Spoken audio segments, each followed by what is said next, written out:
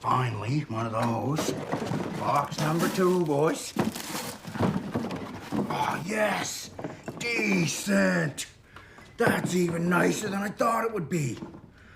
There's nothing better than unboxing brand new shit. You know it's gonna make you a lot more money. Eat my ass, Ricky. Making money is what business is all about. I'm not just doing this for the fun of it. Oh, I'm doing it for the fun of it too, Julian. Think about it. Working with my 2 best buddies. Everything legit, on the up and up. Beer's amazing. Telling you, boys, if we can just keep doing this the way we're doing it, we're gonna be fucking unstoppable. Yeah. Unstoppable, Ricky. All right, you okay to hold down the fort while we get supplies? Yeah, of course I am. Where's the list then, bud? Just wait. Where's exactly the things I want? Don't try to get, fancy with it. All right, no problem. Guys, I just want to tell you how proud I am of you two. Just wish we had gotten our shit together like 20 years ago. Yeah, this is cool. Yeah, me too. No shit. Who's the one that's been saying, get your shit together? Ricky, Rick, just don't be spitting on my fucking floor.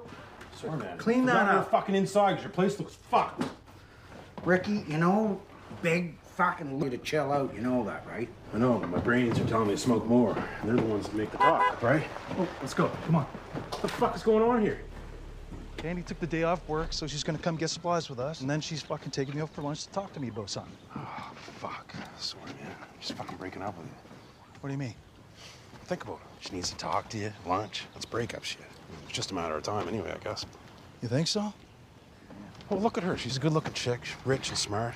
Look at you. You're broke and you're a criminal. Not anymore, man. I'm getting my shit together. Come on. Huh, great. We'll see. It's gonna be a real good time. Can't fucking smoke dope in the car now, Julian. Just get in the fucking car. Fuck's sake. Hey, baby. Hi. How you doing? Sure, good.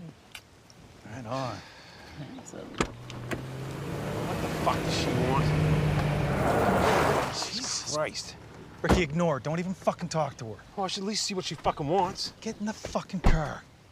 It's a little fucking close. What the fuck? Well, to be honest, Ricky, I can't stop fucking thinking about you. And I'm not happy about it. Oh, really? Well, for being honest, I can't stop fucking thinking about you either, and it's driving me fucking nuts. It's making me insane. Oh, poor baby. How do you think I feel? You think I like not being able to stop thinking about a fucking loser? You think I like not being able to stop thinking about a fucking bitchy asshole who keeps yelling at me, treats me like fucking shit? That's awesome.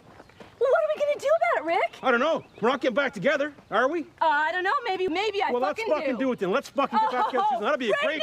fucking time. Great fucking news, Once Rick. again, Let's Susan do gets it. her fucking way and we get back together, Goddamn right? fucking All right, right, I perfect. do. We're fucking back together then. You're so fucked.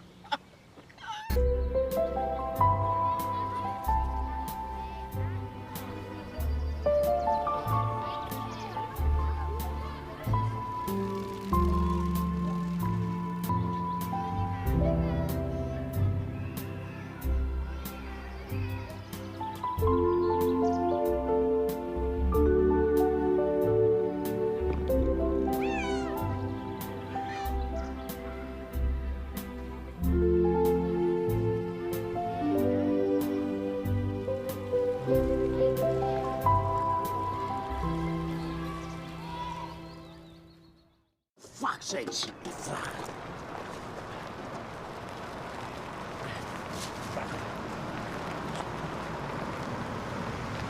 How you doing? Good. Jim Lay, your supervisor. I just noticed you driving around here 3 or 4 times. Anything I can do to help you? I'm looking for Julian. Julian? Oh, you just missed him. Oh, Yeah, he just left. Don't know when he'll be back. Sometimes he's gone for 3 or 4 days. well, that sucks shit. Yeah. Days, huh? Yeah.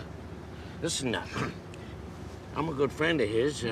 Anything I can do to help you? Well, I bought a bunch of beer from him, and it sold out real quick, and now I got a big event coming up, and I want 200 cases of that stuff. 200 cases? Yeah. Oh, jeez. Well, I'll be sure to let him know then. Oh, well, groovy. Just tell him to call Big Hog. Take your word for it. Mr. Big Cock.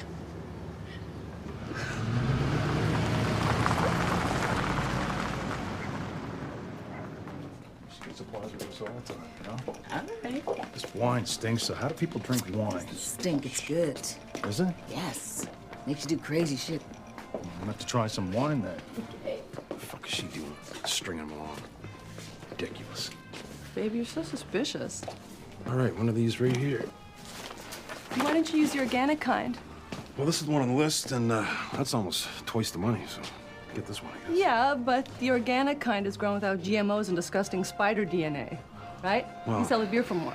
I get it, but I don't know anything about spiders and shit, and Bubbles said get this one, and Bubbles is the beer expert, right? Not you, so we'll get this one. I never said I was a fucking beer expert. And God forbid you use your fucking brain for once.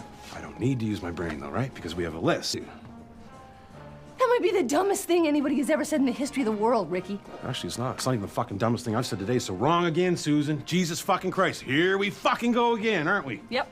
Okay, Yep. great. Well, you know what? You take this fucking bag and fucking hops. I'll get the rest of the shit. Just stay the fuck away from me till we leave. Fuck! You carry your own oats. Soulmates.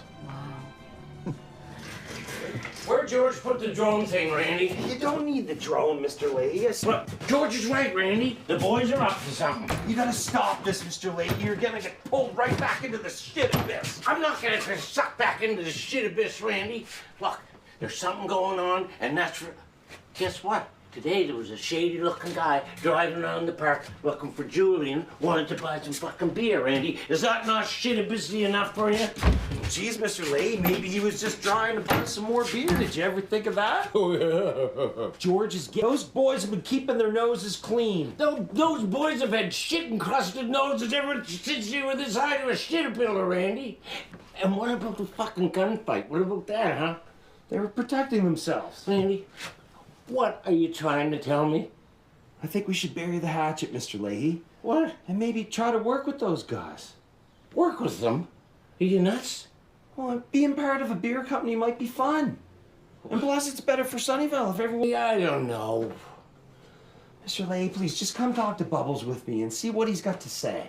I don't like seeing you like this. What the fuck? Get out of here, shitbag! I got a few of my new parts installed, and now this baby's going to the next fucking level. I mean, the cold filtering process is just gonna be unbelievable. At this point, I mean, if I was lighting off a Saturn V rocket, I'd be on the horn with mission control right now. She's good to go, baby. Light the fucking fuse. Hey, Randy, Mr. Leahy, what do you guys want? Got a question for you. I'm gonna get straight to the point, no beating around the bush. Okay, well, by saying that, Randy, you're actually beating around the bush. Okay, here it goes. Is this beer business that you've got going with Julian and Ricky legit? Is it legit? Okay, Randy, you tell me. Here, look. You tell me if I'd be put wasn't fucking legit. Drive that into your guts. Yeah, there you go. Crank that into your shit tank. Tell me it's not legit. Holy frick, that's amazing. Try, Mr. Leahy. That's fucking 100% my recipe with the boys, and that is heart and soul, Randy. It's good, isn't it, Mr. Leahy? Pleasantly surprising, that's it. Extremely good beer, Bubbles. I know it is. Can we buy a couple cases off you? All day, baby. I got no change, though. 2 cases right there, just bottled. Awesome. So is that all you wanted? Come down here and snoop around, see if I'm breaking the law? No, we wanted to come down here and bury the hatchet once and for all and have a fresh start with you guys. Right. Well, that would be actually really cool, Randy, if I believed you, but I don't. We want everyone working together for the betterment of Sunnyvale as a team. Well, I've always been for the fucking betterment of Sunnyvale, Randy. You know that. That's true. To do this big beer deal with Big Hawk, I was thinking that you're probably gonna need... Now, let me finish, Mr. Leahy. Big Hawk? You're gonna need more space, and that's something that Mr. Leahy and I could easily arrange through Barb. Wait, just pump the fucking brakes there, Randy. What are you talking about? A deal with Big Hawk? Bubbles didn't know anything about it. I was just about to tell you, Bubbles. Tell me what? Well, I bumped into Big Hawk this morning, and he wanted me to tell you guys that he would like to order 200 cases of beer. What? Yeah. 200 cases? Yeah. Perfect time for us to partner up with some good, honest help, Bubbles. Partner up? Who partner Put up? her up there. Look, I got a contract here, too, Bubbles, if you're... A contract for who? What? Well, No, just shields up. Shields up. Something's not fucking right here. What's wrong? What do you mean, what's wrong? You're down here talking about the betterment of Sunnyvale, and there's a secret deal with Big Hawk going on? I don't fucking think so. Shields up, off my property. Fucking beat it right now, both of you. Come on, Randy, get going. Randy. I don't trust you, Leahy. You're You're up to something and I fucking know. Yeah, that's it. Skittle away. Skittle away, bud. Now, what I was saying before about the cold filtering process. Now, you know what? I can't do this right now. I'm too ranged up. I'll tell you guys about it later. Just need to take a fucking minute. See, look, crashing into things, which I normally wouldn't do if I wasn't. I don't know how Big Hawk and Leahy got together to flush this one out. This is fucking huge. This is huge. All right, fine. I'll fucking listen. Okay, good. Can you stop talking? Because you can't listen and talk at the same time unless you're a wizard. Surprise, surprise. Look at them, still fighting out in the parking lot. What's up, Bubs? Hey, Julian, big fucking news. Just a sec, man. I'm gonna put you on speakerphone. What's up, man? We might have a deal for 200 fucking cases. That's what's up. Yes, sir. You gotta get back here right away. We gotta deal with this. Okay, we're just gonna go grab a quick bite to eat. We'll be back in a bit. No, not a bit. You gotta come now. I gotta know if this is real or not. Bubs, calm down. Just give Big Hawk a call. Fucking ask him if the deal's for real, man. Well, what if he starts questioning me, asking me about numbers and stuff? I don't want to look stupid. Tell him I'll give him a call later and work out the details, okay? I gotta go, man, all right? See you, man. Bye, bye, bye. Shit. You're like my good luck charm. Thanks, All right, baby. let's go. Fucking awesome. This could be big, fellas. Cross your paws.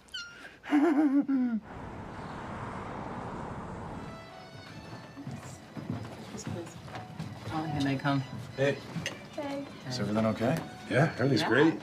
So good. Hey, would you mind getting your own table? Because I have something I want to talk to Julian about, and it's kind of important. Yeah, well, that's not gonna happen. Pardon? I know you're gonna just do it in front of me. I don't give a fuck. Thank you. What are you talking about? What the hell is he talking about? Thanks. What the fuck is... Can I get a couple draft and vodka cran? Vodka cran for her? Rum and coke, please. Water's fine. Thanks. Oh, look at us. We're so fucking happy. Don't be so jealous. I think it's sweet. How do you guys get along so well with each other? I think it's open communication and being honest. Yep, that's weird, because me and Ricky are totally honest with each other, yet we fight constantly, right, baby? Yeah. Why are you being so spazzy? I just don't know what to order. What's wrong with your fucking eyes? I'm just... So much stuff on here. You've never lied to me, have you? Well, is not telling you something the same as lying? It's not, right? Are there things you haven't told me? Well, yeah, there's some things I haven't told you, but it's not because I was trying to lie. It's because... Haven't you told me because I would go fucking nuts? You promised me you won't go nuts. I'll tell you. Okay, I promise. All right. And you know what? It's not a big deal because we were broken up anyway, but I want to tell you this. I hooked up with someone. Oh, is that it? Yeah. it's- You thought I'd go fucking nuts over that? That's no big deal. Okay, I've hooked good. up with some people too.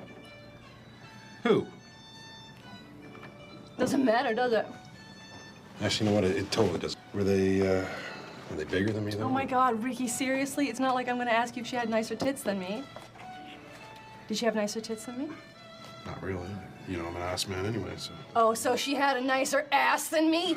Oh, my fuck, Susan. I didn't fucking Who was she? say that. I thought it didn't matter. Actually, it doesn't. Good, As long great. as it wasn't that bitch, Sarah. Fuck! You fucked Sarah! Fuck you! You said you weren't gonna go fucking nuts, and here you are going fucking nuts again, Susan. And you know what? We didn't even fuck. It was just a little bit of oral, for fuck's sakes. Get the fuck back. What the fuck is going on? Fuck! Well, I think we have chicken balls. Number one. One fucking night we were drunk. It was just That makes it better? better than fucking actually right in and... So who what? Holy frig, this beer's good. Then you ain't gonna fucking open your big fucking mouth, Randy. How was I supposed to know what to say and what not to say? Look, we should have waited till they agreed to have us on board. And then we could have taken them with the big fucking deal, Randy. And then all trust issues would have been fucking eliminated. Well, that could still happen, Mr. Leahy. You fucked her, bud. You know what I'm gonna do? I'm gonna go down to Beer Bottle Bubble Bullshit Brewery and shut the whole fucking thing down. That's not you. All right, that's the old Mr. Leahy. Here, have a seat. All right? You're not that person anymore. Think about it, Mr. Lay. Things have been pretty good around here lately. No bullshit. You know what? Suck my cock, Ricky. Suck it dry.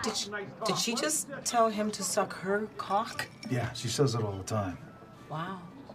She doesn't have one, though, does she? I don't think so, but I'm beginning to think she might. Fuck. That happened? Most fucked up couple on the planet. The guys have started an honest business and they're doing pretty friggin' good at it. Man, it's lipstick on a shit pig, Randy.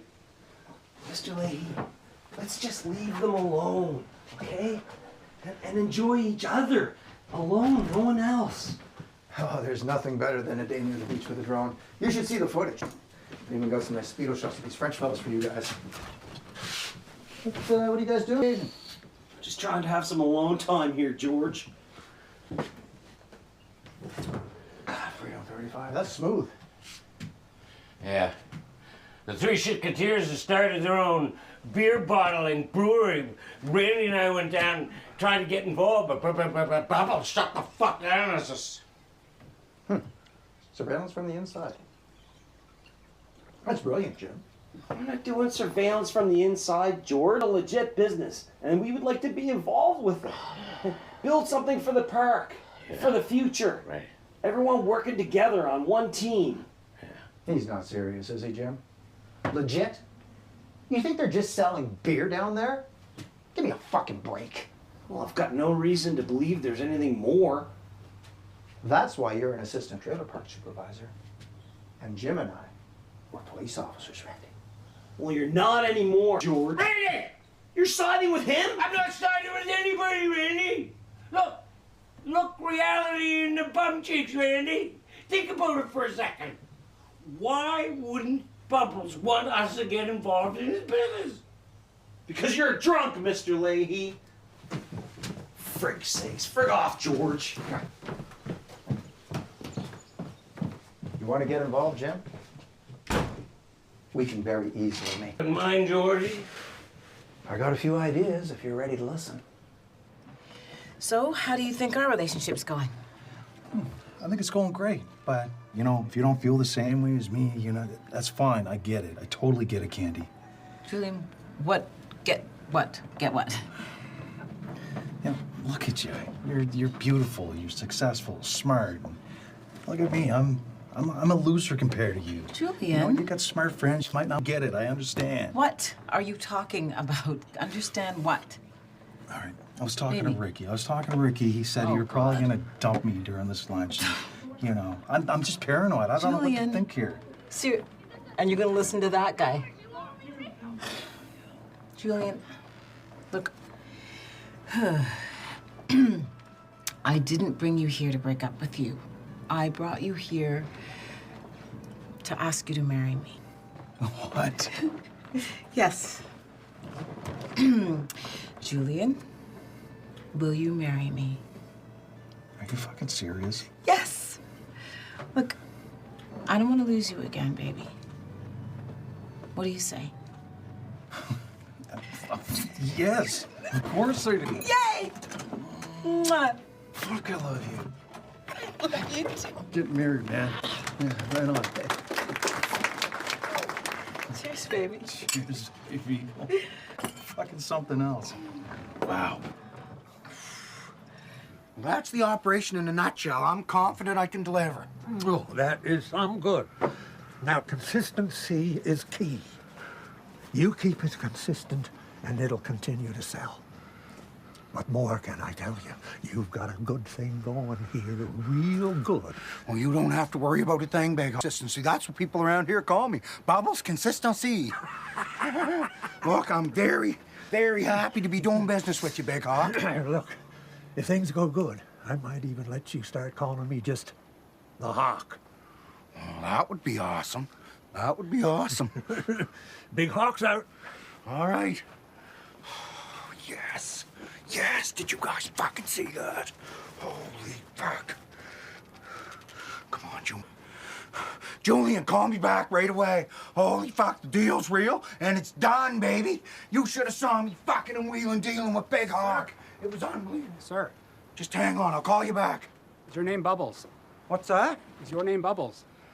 It might be. Who's asking? Ryan Duggins, I work for the city. You're hereby ordered to cease productions and operations immediately, sir. What? What are you talking about? That's a fucking legitimate business. That's registered business. Registration papers. Sir, it's not necessary. We're aware of the registration. It's not a registration issue. I'm actually kind of not sure how this business was registered to start with. This is a zoning issue. Sunnyvale Trailer Park is not commercially zoned. Oh, that's not my fucking problem, is it? I did what I was supposed to do. Listen, sir, we're going to be checking up on you quite regularly. This is a pretty elaborate setup. Surprised we just had one complaint. One complaint you had, eh? Yeah, I fucking wonder who that was.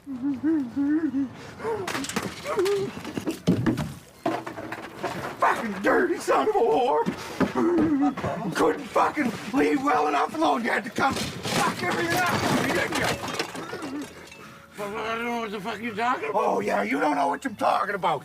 You called the fucking city and had my whole business shut down. Miserable prick. Who are you talking to, Bubbles? I don't know, some lizardy-looking little fuck. Huggins or Duggins or something. Oh, Ryan do anybody Duggins. Yeah, I know him well. Oh, big surprise. You know the fucking big mean guy from the city. Listen, I could help you out. You just take a call. Oh, yeah, you do that for me, would you, George? You're gonna make a call and fucking make everything better? Yeah, I will. What it'll cost you? Yeah, what's it gonna cost me? Well, the only way I see the city going for it, mine and Jim's. Yeah? Mr. Leahy? You think that's fucking fair, do you? You just fucking come in and take part of my fucking heart and soul for doing fucking nothing? I don't fucking think so, baby. That's bullshit. That's bullshit. I am willing to make all your dreams happen for just a small little crumb of I the pie. promise I'm gonna steer the old shit straight, Bubbles. No fucking bullshit. All you have to do is just team up with us, It would be a Bubbles. shame. And we for can make people your not to fucking have- business I've got fucking sign hundreds right of the fucking contacts out for of my here. days on But the would you board. guys just leave him alone? Get your fucking greasy hands off me, you fucking humpback shit whale! You wanna fucking go? I'll go Come on, with you. let's I'll fucking take go. the pants off right now. Come on, Sign right here, right fucking now. now, let's go! I'm not signing anything. Everybody just shut the fuck up.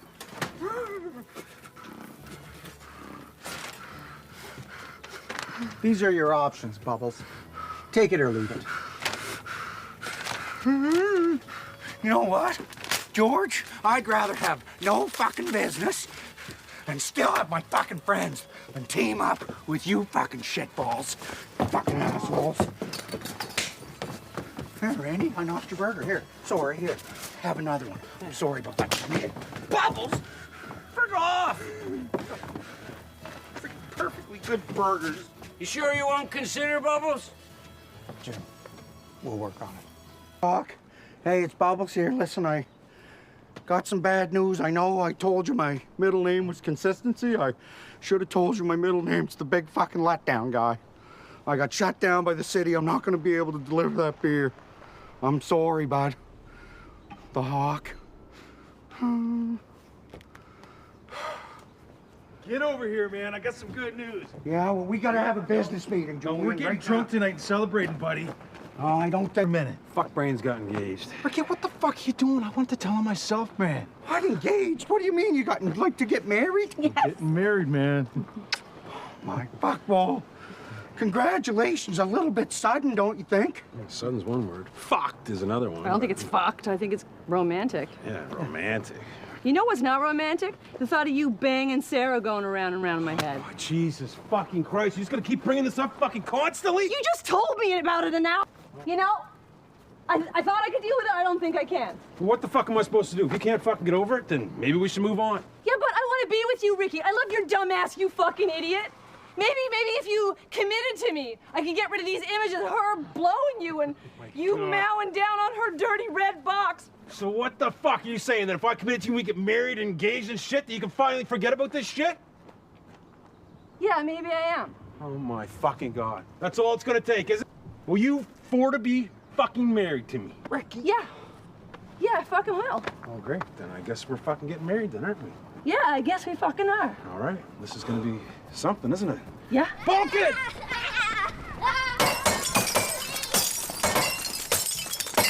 Get going, you little bastards! What's that? So, are we really doing this?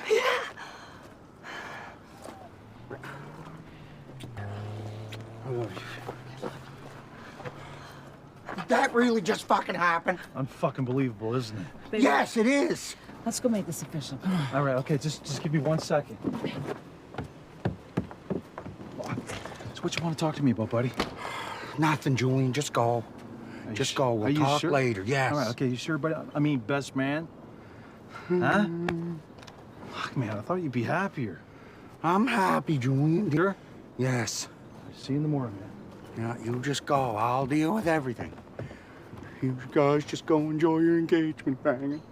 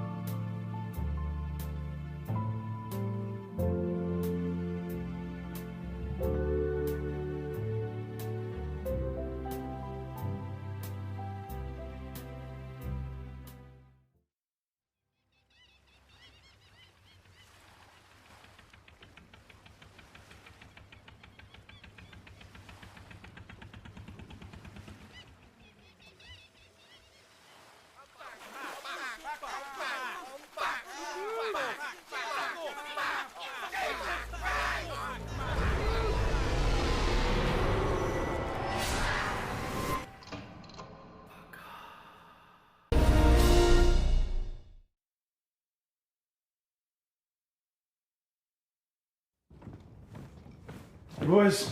Hey, Julian, where have you been? Just running around, man. Okay, well, I think this is the final tweak. I think this is the final tweak right here. I just want to make a toast to the 2 best friends and the 2 best business partners a guy could ever have. Let this be the final one. Here, Ricky. Clear. It's clear as fuck. Look at it. Good. All right, let's try it out. Come on, baby. Excited. Come on, baby. Holy fuck, that's smooth, man. That is fucking delicious. Yes! Awesome. Yes! I've been working with Ricky and Julian nonstop on this beer, and I gotta say, it's been the greatest time of my life. There's no illegal stuff, no fucking bullshit. Everybody's pulling their weight. The boys actually kept their fucking word, and I've never been more... Really hard not breaking the law, but we promised Bubbles we wouldn't, and we're sticking to it. Now they're picking a few magic mushrooms under the trailers and selling them for a bit of grocery money here and there. I'm 100% on the straight of narrow, and it feels really good not having secrets. I mean, well, other than one I just told you guys, but just keep that to yourselves. It's been actually pretty cool working for Bubs and, you know, just sitting back and letting him run things for once. I've been working as a sales rep, and I don't mean to sound like I'm bragging or anything, but I just locked in to deal with the Legion to some championship coming up. That's 60 cases. I mean, that's fucking massive for us. And I did it. To Julian, and to 60 cases, let this be the start of many more fucking deals to come. Fuck yeah. Way to go, Julian. Well, it's not just me, okay? It's all of us. We're a team. We should probably fucking include Big Hawk in this, too. The guy who did the deal, that's his fucking name, or is that a nickname? It's his fucking nickname, obviously. Well, it's a fuck name either way. All right, to Big Hawk. All right. It's smooth. That's like it. Speaking of names, I've been thinking about this all fucking night, you know. Check this out. Freedom 35. That's what the beer should be called. Oh, think, boys, it's something we've been trying to achieve our entire lives, and because of this fucking beer, I think we're finally gonna make it this time. It's perfect. Nope, it's dumb. It's a dumb fucking name. It's not a dumb name, Rick. Dumb's not the word. But, Julian, it's a fucking huge decision. So, you know, maybe we should think about it. Board of directors. It's actually kind of too late. I think it's fucking perfect. Here, check these out. Holy fuck! Those are nice. That's the logo? And check out the shirt, buddy. We have uniforms, boys. It's got my name on it. Yep. I never had a shirt with my name on it before. That's fucking badass. Decent. You know what, Julian? What? Perfect. So Freedom what? 35. That's the name. I love it. Well, if you guys like it, I guess. But if it's gonna have a shitty name, it's gonna have to fucking kick-ass fucking slogan. I've already thought of that. Check this out. Freedom 35. Drink the dream. Oh yeah, that's really fucking catchy. It's not bad, Ricky. But you know, Julian, I think slogans should be a little more, developed. How about this? Freedom 35. This is what freedom tastes like. Gonna Not look too good bad. on the box. No, they both fucking suck, actually. You guys clearly know nothing about marketing. What do you fucking think then, genius? It's just gotta be simple, like basic. Like, all right. Freedom 35. Drink our beer. It's kind of right on the nose. Ricky! Fuck! There, you're getting it on your uniform, man. All over my new uniform. Oh, fucking joint. Now it's gotta be laundered.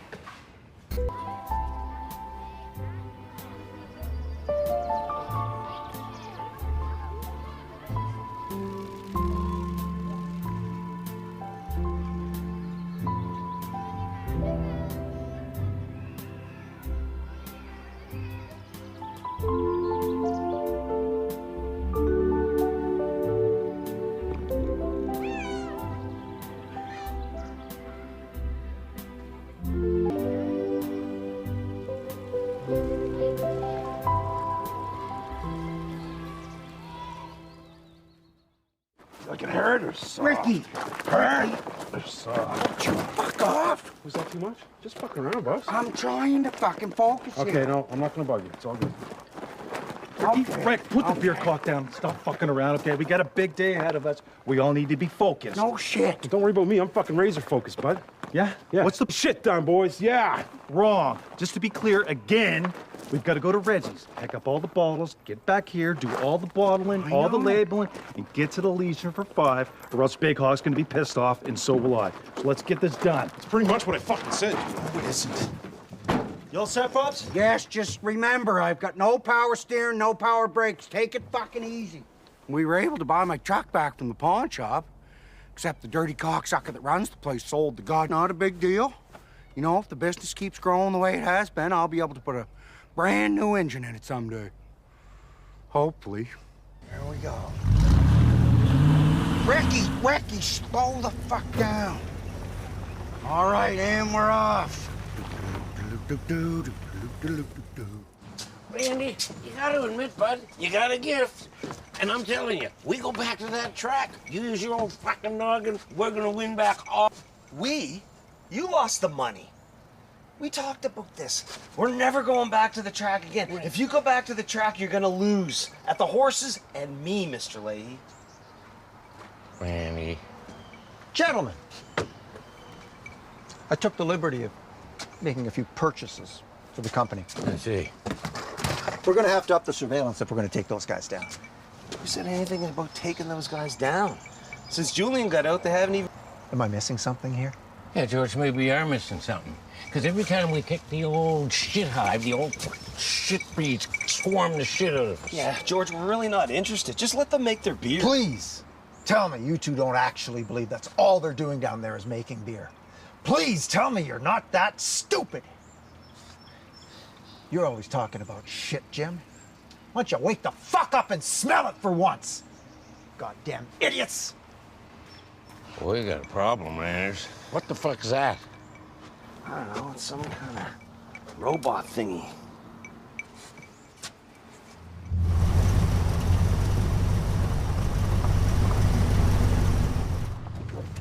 Hey, the Reg! What's up, buddy? Ricky, how you doing, you old ostrich fucker? Please tell me you were packing some of those fucking mushrooms, bro. I got so fucked up on those things, I could have sucked the cock off a crocodile. He must have got those from somebody else. I haven't shrooms in a fucking long time, like years. I think we can grab those fucking balls. We're in a bit of a rush here, Reg. Yeah. No bottles. What? Crushed the shit out of those bottles. What? What the fuck do you mean? Yeah, I was tripping on them shrooms, bro, and I got on the old front end loader, and, well, I was like a Tyrannosaurus Rex fucking a goat up there. Pretty much trashed the whole yard. Oh, yeah, okay, so we're fucked then. This is great.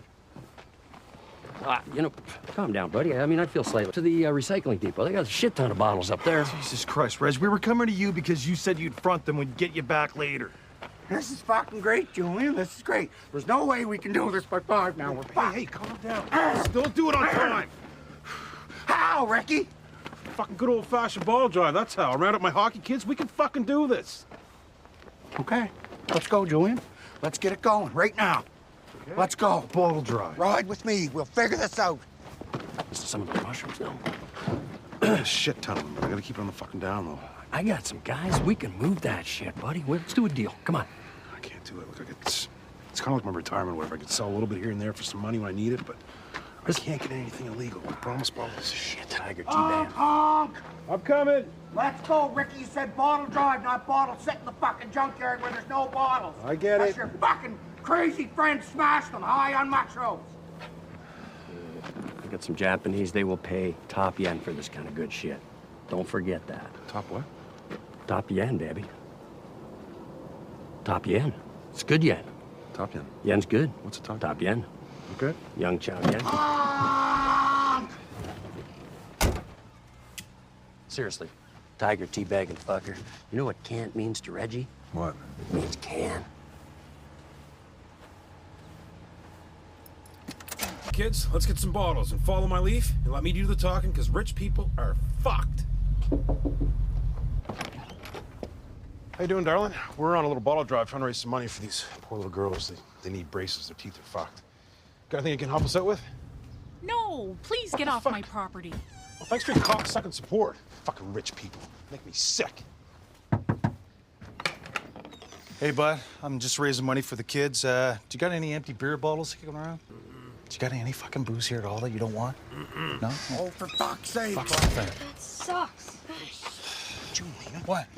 We're trying to get empty bottles, not bottles of liquor. Plus, I didn't know this was gonna take so fucking long, okay? Let's just move it on to the next host. Let's go. How's it going? I'm just on a little bottle drive trying to get some empties. Actually trying to raise money. Little Darren here, he needs eyes. They're falling out. He caught the disease. You got anything here? No, sorry, can't help you. This blows. This isn't working. I know, because everyone in this fucking neighborhood is a fucking asshole! A full case, aren't you? Just a little angel sent from heaven. Thank you, ma'am. You have yourself a wonderful day. All right, let's go. You stupid son of a... I'll just go grab a broom. Sorry, it was an accident. No, I didn't mean you. I meant the box. Oh, I'm sorry, Dad. It's not a big deal. Let's just go. Let's just go. How's it going? Just on a little bottle drive here, trying to raise some money for little Darren. He needs a new heart, new lungs, new veins. It's a mess. My organs are totally fucked. That's right. Y'all help us out? Oh, that's nice. What are you doing? That's just fucking... What the fuck is wrong with the people in this fucking neighborhood? Bubs, how'd you guys make out? Oh, not good, Julian. I mean, what are we gonna do here? There's no way we're gonna get enough to bottle up 60 cases. This neighborhood sucks buffalo balls. We could be screwed here. This is a lot harder than it used to be. Do any of your dads fucking drink a lot, kids? No, my dad's an alcoholic, and both of my uncles are too. They live with us. Did you have a lot of empties there? Yeah, the whole shed's full. Oh my God. Ronnie, there's only one word right now that works for me to call you, and I'm not... Are you fucking retarded? You can't say that. It still means the same thing. It means the same thing, but it's not a bad word, right? Well, then in that case, you're ducked in the head. That means fucked in the head, dummy. Okay, I know what it is. Everybody shut the fuck up. Get the fuck in the cars. We're getting out of here. My God, the language. Where the fuck do you live, Ronnie? Holy fuck, we did it, boys. We did it. Fucking rights we did. Look at all these fucking things. There has to be enough here for 60 cases, isn't there? 80 cases with the bottles here. You had the fucking idea and you saved the day, bud. Fucking right, buddy. No matter how fucked things get, you just use your brain, you can accomplish anything. Yeah. Just be careful, Ricky. I got this. Top of my game, buddy. Ricky! Jeez! Ricky! Fuck, got those steps all crooked. You went down like the 10 chocolate layer cakes guy from Sesame Street. You all right? Yeah, I'm a little dizzy though, boys, for some reason. Ricky. Still got my fucking joint though.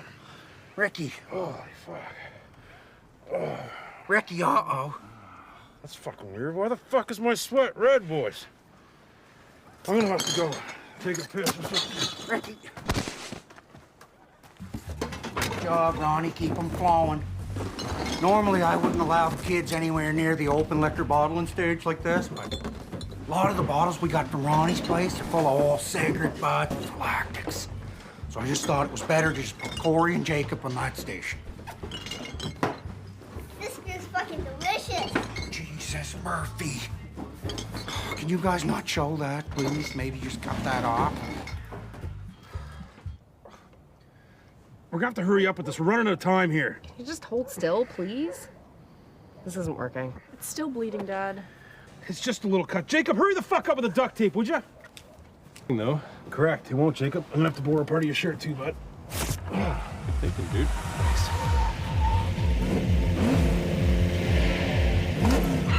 Hey, well, I'll visit 3 of the most fucked people in the world. Hey, Ricky. Long time no fucking see, man. What the fuck you doing with that Band-Aid?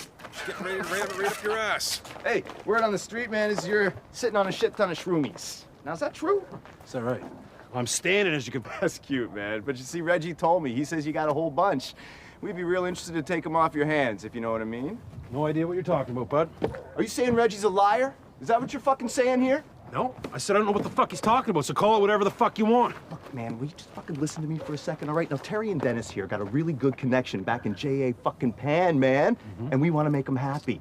So if you are sitting on a shit ton of shroomies, let's say it'd be in your best interest to work out a deal with us now. Fuck back in your car and fuck the fuck off to wherever you fucked on from. All right.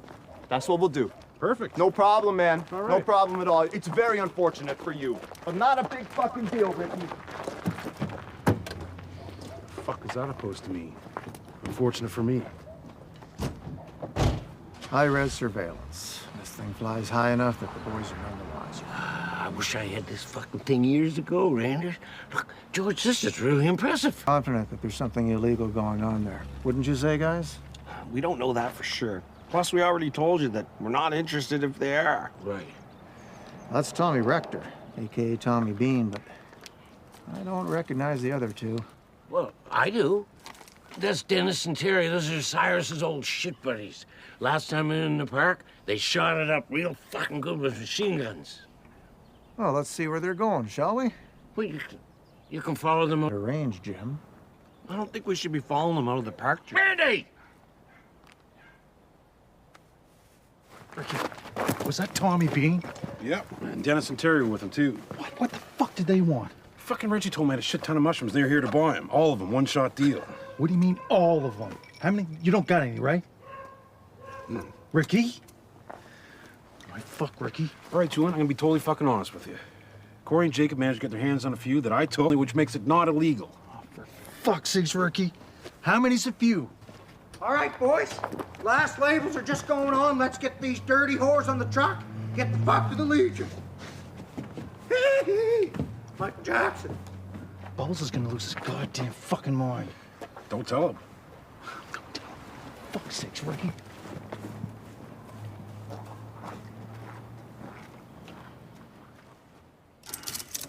Fuck. Nice. Look, I know I keep getting emotional and everything, but let's go with the hugs. Boss, we don't have time for hugs. We gotta get going, man. No, don't care. Love you guys. And I want hugs, and I'm not ashamed to say it. Thanks for everything, boys. All right. Fucking proud of you guys, and I mean that. We gotta fucking talk. But what? Julian, what? Into the buddy mobile, please. You're riding with me. Yeah, let's go. Best buddies. Going to make a big deal. Easy, Ricky, easy, easy. Honest to fuck, Julian, I can barely contain myself. I mean, our lives are so perfect now, and they're only gonna get perfecter, as Ricky would say. Yeah, well, shit can always go wrong, though, buddy. We gotta stay on top of things. What? What do you mean? What do you think's gonna go wrong? I don't think anything's gonna go wrong. I'm just saying, shit. Well, yeah, obviously. I mean, if I had an engine in this thing, that would make things better. Like, dude, I can't imagine if I went out with a dog. That's kind of weird. Well, you know what, Corey? Then better to be safe than sorry and never fucking date a dog. Well, I mean, if I fell in love with it, I guess I could, but I don't know. I just don't think I would, though. Can we stop there? Try to take a piss? Oh my God. Why the fuck did I even bring you guys? What the fuck? Holy fuck! Oh, Jesus Christ, somebody shoot me! Julian, what? Tommy, man, for fuck's sakes! You got any kids up there? I got one with me. I got one under the seat and a shot under the trunk. Well, pull over. We gotta fight this fucking guy. Okay, boys, we're gonna have to fucking shoot this out. You Guys, no pussying out, all right? You ready? Yeah, dude, I'm ready. All right, I'm pulling in. There's a little street here. I'm pulling in. I'm pulling in. Get ready. Julie, we're not getting in a fucking gunfight. Look, we're already in a gunfight if you haven't fucking noticed. And when you are in a gun, trust me. All right. Stay down, pups. It never be like this, Ricky. I was gonna buy them off, yeah. But one way or another, we ain't leaving here without those shroomies. It's not much. It's a stupid fucking beer. Talking about beer! We were taking Bubbles beer down the Legions for the fucking dunk championships, and now we're fucking late! So you mean you don't got shroomies in those freedom? We have shrooms in the bottles. Well, I thought you was transporting them that way. Which when I heard, I thought it was fucking brilliant, but now that I say it out loud, it is pretty fucking stupid. Ah, shit! I mean, it'd be easy to get them in, but how in the fuck would you get them back out? I didn't think that far ahead, all right? You could just break the bottles to get them out. That would work. Oh, yeah, that's a fucking brilliant idea. What would you do with all the small, tiny little pieces of glass and the mushrooms? You know what a fucking nightmare that would be to deal with? It wouldn't be all that bad, actually. Happening right now. We need to get to the fucking Legion. All right, Tommy, what the fuck are we gonna do here? Well, I don't know. I fucked up. Look, man, we're gonna drive away, all right? But if I find out you have mushrooms, Ricky, I will come back here. I'll fucking kill you, man. Fuck off. Fucking door's locked. Christ. Fuck's sakes. Fucked. Aw, boys. It's all shot to shit, for fuck's sake. Ricky, you want to tell me what the fuck just happened here? No fucking idea, man. That was a fucking weird one. You have no idea why Tommy Bean and the Flappy Bird brothers just fucking started blasting us, asking you about mushrooms. Bubs, listen, calm down, okay? We'll deal with this later. We can still make this delivery. Let's go. Come on. Take your gun back. Must have thought we were someone else, I guess. Yeah, thought you were someone else. No fucking idea, Let's hey, get in Ricky? the truck. How's this? Yes. Just fucking told me. We're 2 men down. This is bullshit. Bubs, I know it's bullshit. Just calm the fuck down. Hey, are you fucking coming with me or what? Get the fuck in the car. It's not that bad. What are you talking about? Julian here, at least try to fucking... Here it comes. Hey, how's it going? Hey, It may not look the best, but most of this is mint condition. That's a brewmaster right there. When you taste this beer, it's gonna feel like a diamond rainbow. Jesus and a long white robe. What happened here? I can't take this stuff all smashed up like that. Whoa, listen. It's Big Cock, right? Big cock? No, it's Big Hawk with an H. What, like the fucking bird? Sorry, these fucking guys said it was Big Cock. And where the fuck did you get a nickname like that? I understand it was Big Cock. I mean, assume you're packing or whatever. I gave it to myself. You named yourself Big Cock. What, do you got a set of wings hiding there on your shirt? Tough, you know. Not like the tiger or anything, but birds are kind of tough, and blue jay and the eagle were already taken, so Big Hawk. Right. Well, that's pretty fucked, but anyway. Beer's here, like I said, most of it's mint condition. Deal's a deal. Come on, let's make this happen. No, I can't do it. I can't sell beer that's all smashed up. It's not smashed up, it's shot up. What? Who in the name of Christ kittens was shooting at you? Probably one of the other 3 clients we had to turn down to make off for getting the last of this shit, man. But look, we'll clean this all up, okay? We'll even stock your fridges for free. Look, that's a $200 value right there for free. Throw it in. Come on, Big Cock, you can do this. We need it. You don't understand the bullshit we just went through to get this stuff here on time. But I'm a man of my word. I said it was gonna be here on time. Here it is. Please. Just a few short. Come on, Big Hawk. All right, fellas. You get her looking good and get it in the... Right on. Shit right there. Now come on inside and we'll get you all squared up. Yes! Yes! All right, let's load get her it in, in. boys. All right, come on. Fuck, Bubs. Listen, man, you gotta get it together. Stop fucking up. Me! Bubs, just pick up the ones that aren't broken. I'll go deal with Big Hawk. Just lost a bunch of money there because of you, not being careful. Holy shit. I think we have sufficient evidence to go to the cops, wouldn't you say, Jim? Not yet. Actually, why are you even Randy, talking about Randy, going Randy, to the cops Randy, and Randy. evidence? I don't... Let the man think, would you? Listen, if the 3 shitketeers are getting into gunfights with the likes of Tommy Bean, Dennis, and Terry, then there's a lot more here than meets the eye. It's just a tip of the iceberg, Randy. The shitberg.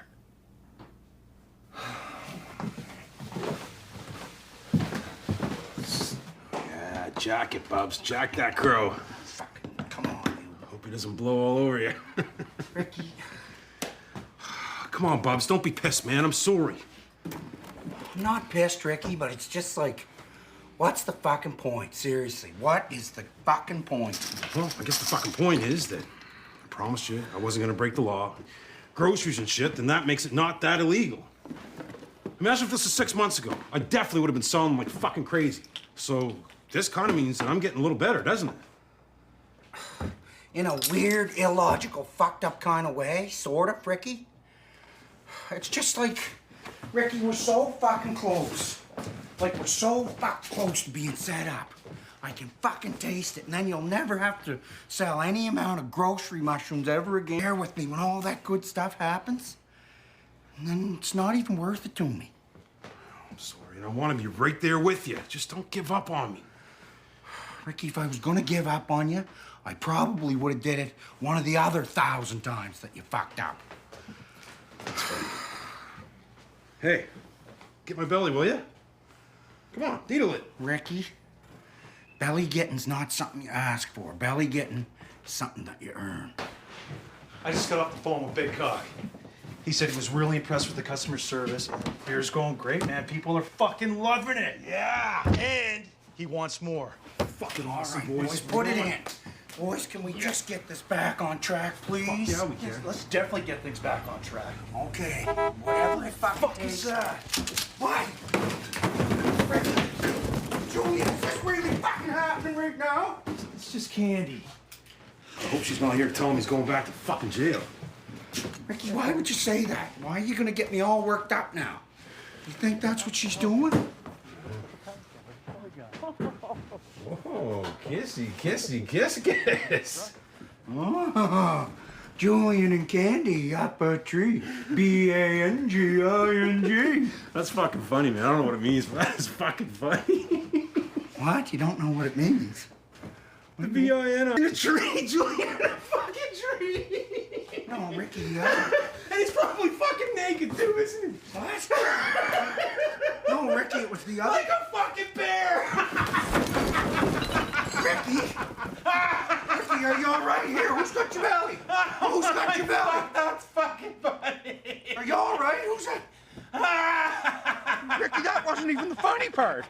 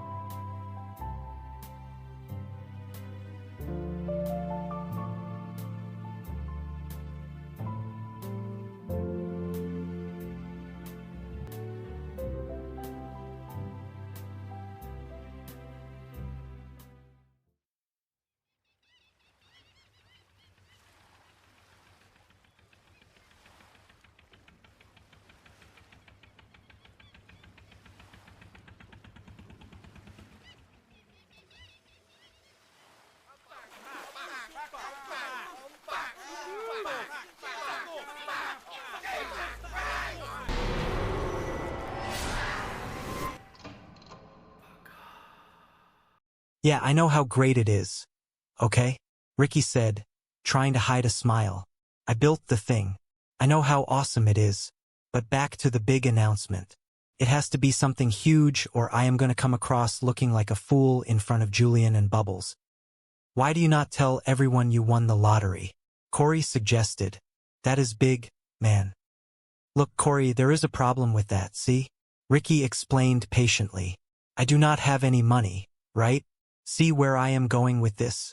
They will ask to see the money. What if you were running for town mayor? Jacob chimed in. There is nothing huger than that.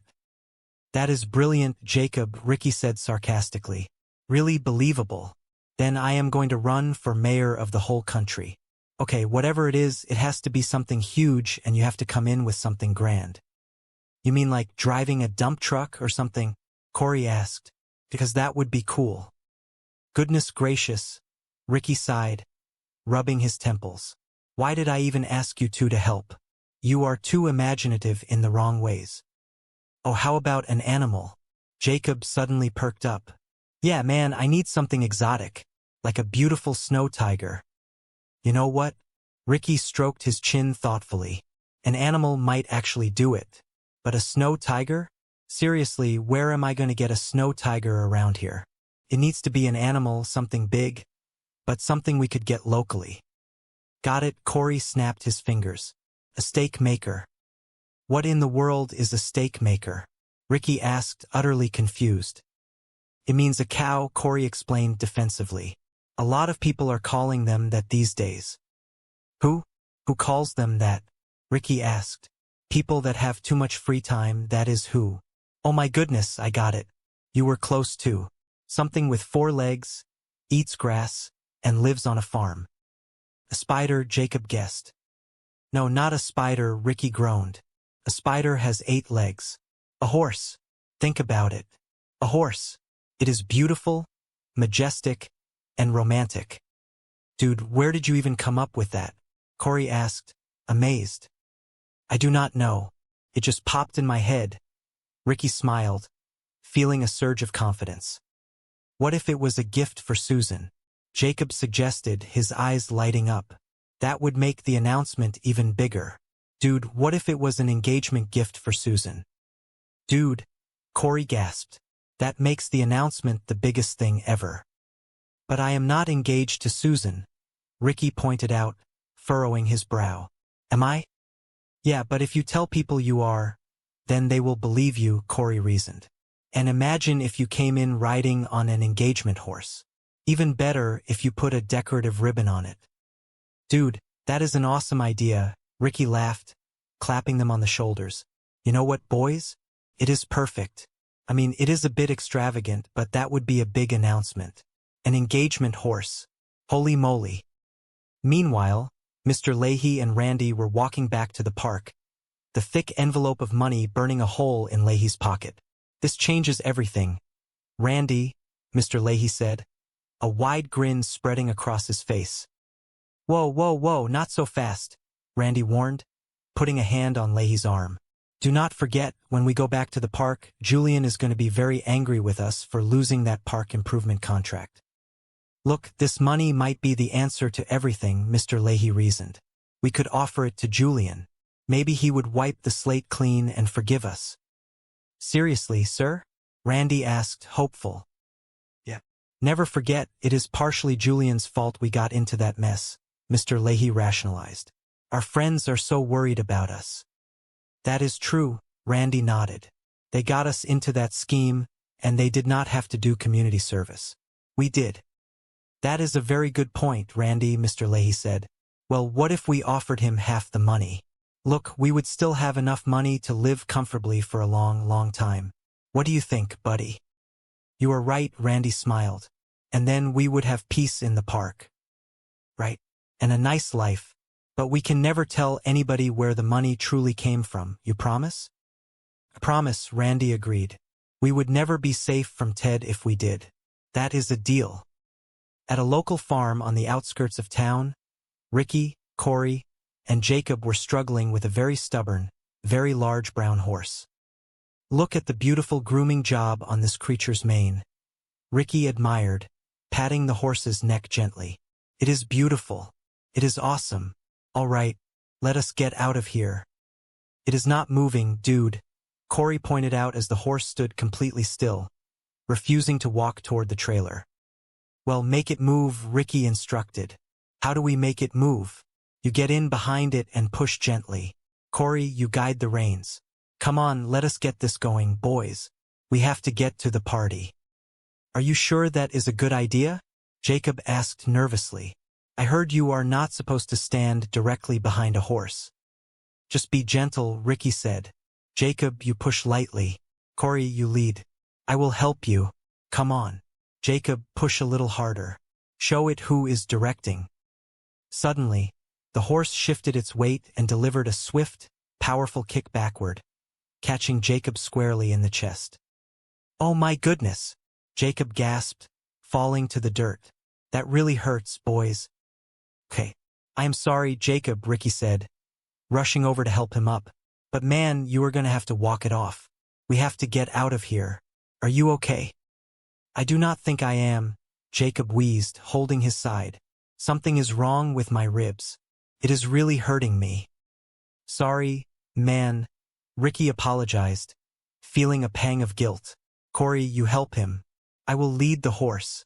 But once again, boys, I am wondering why I brought you two on this adventure.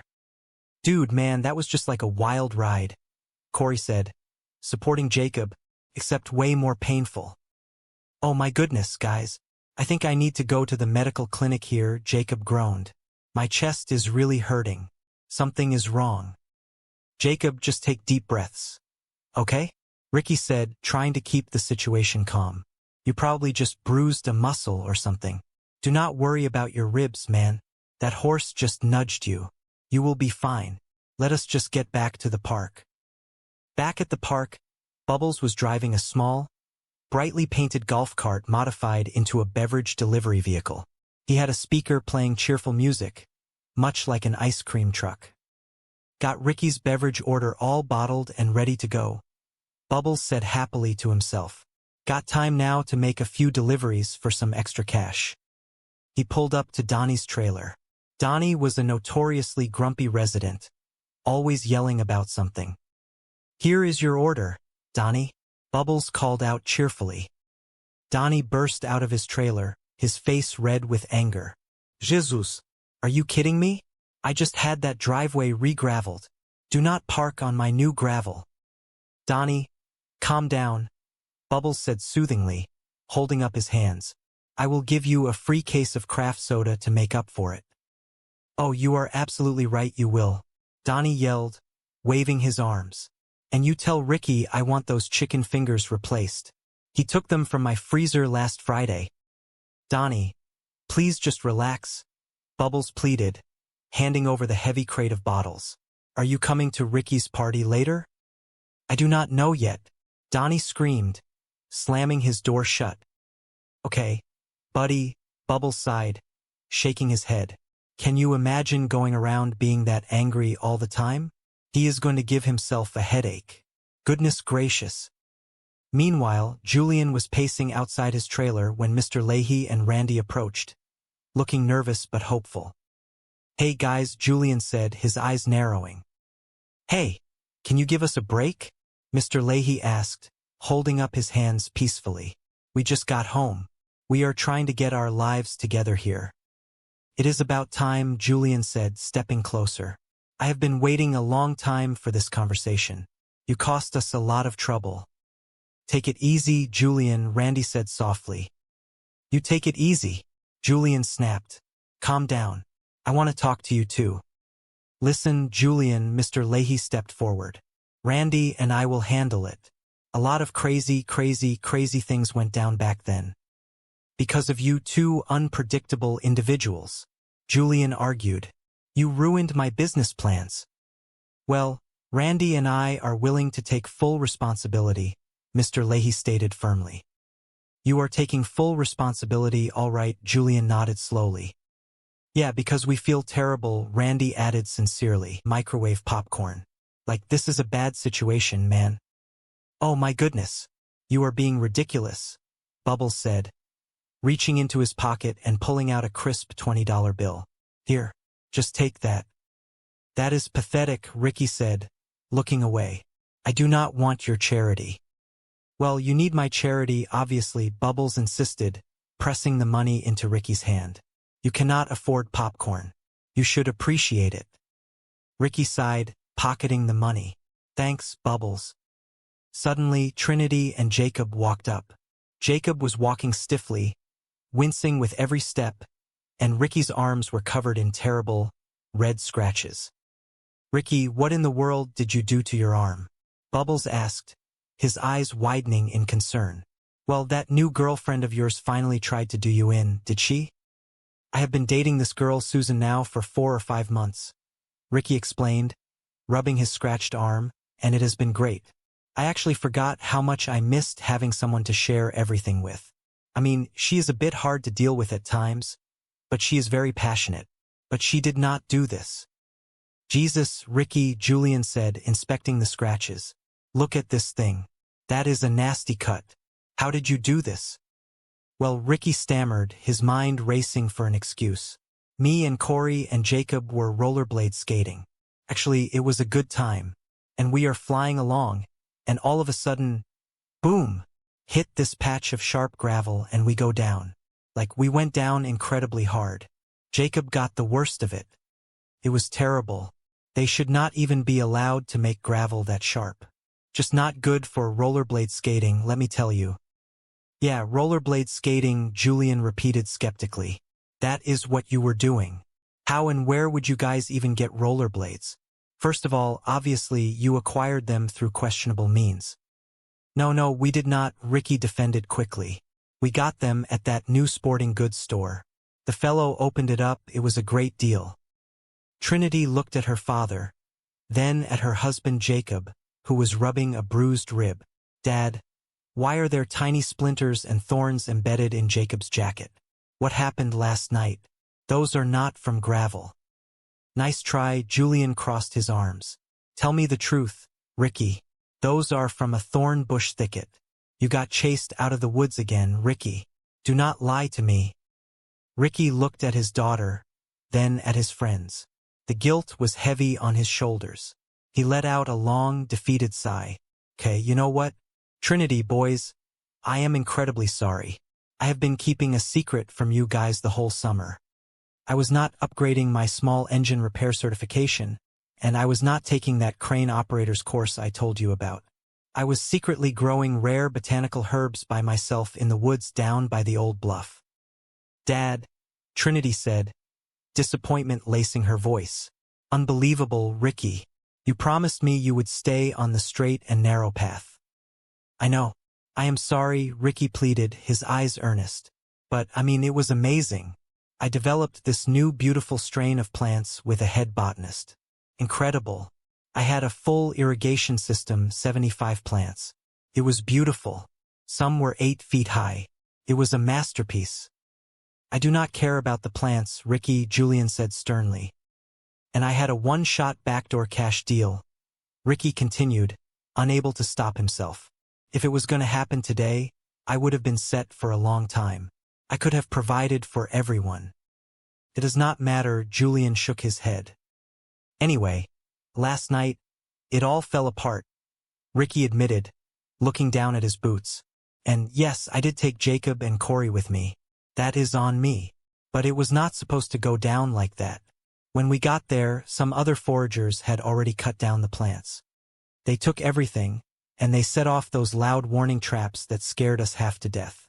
We ran through the briar patch.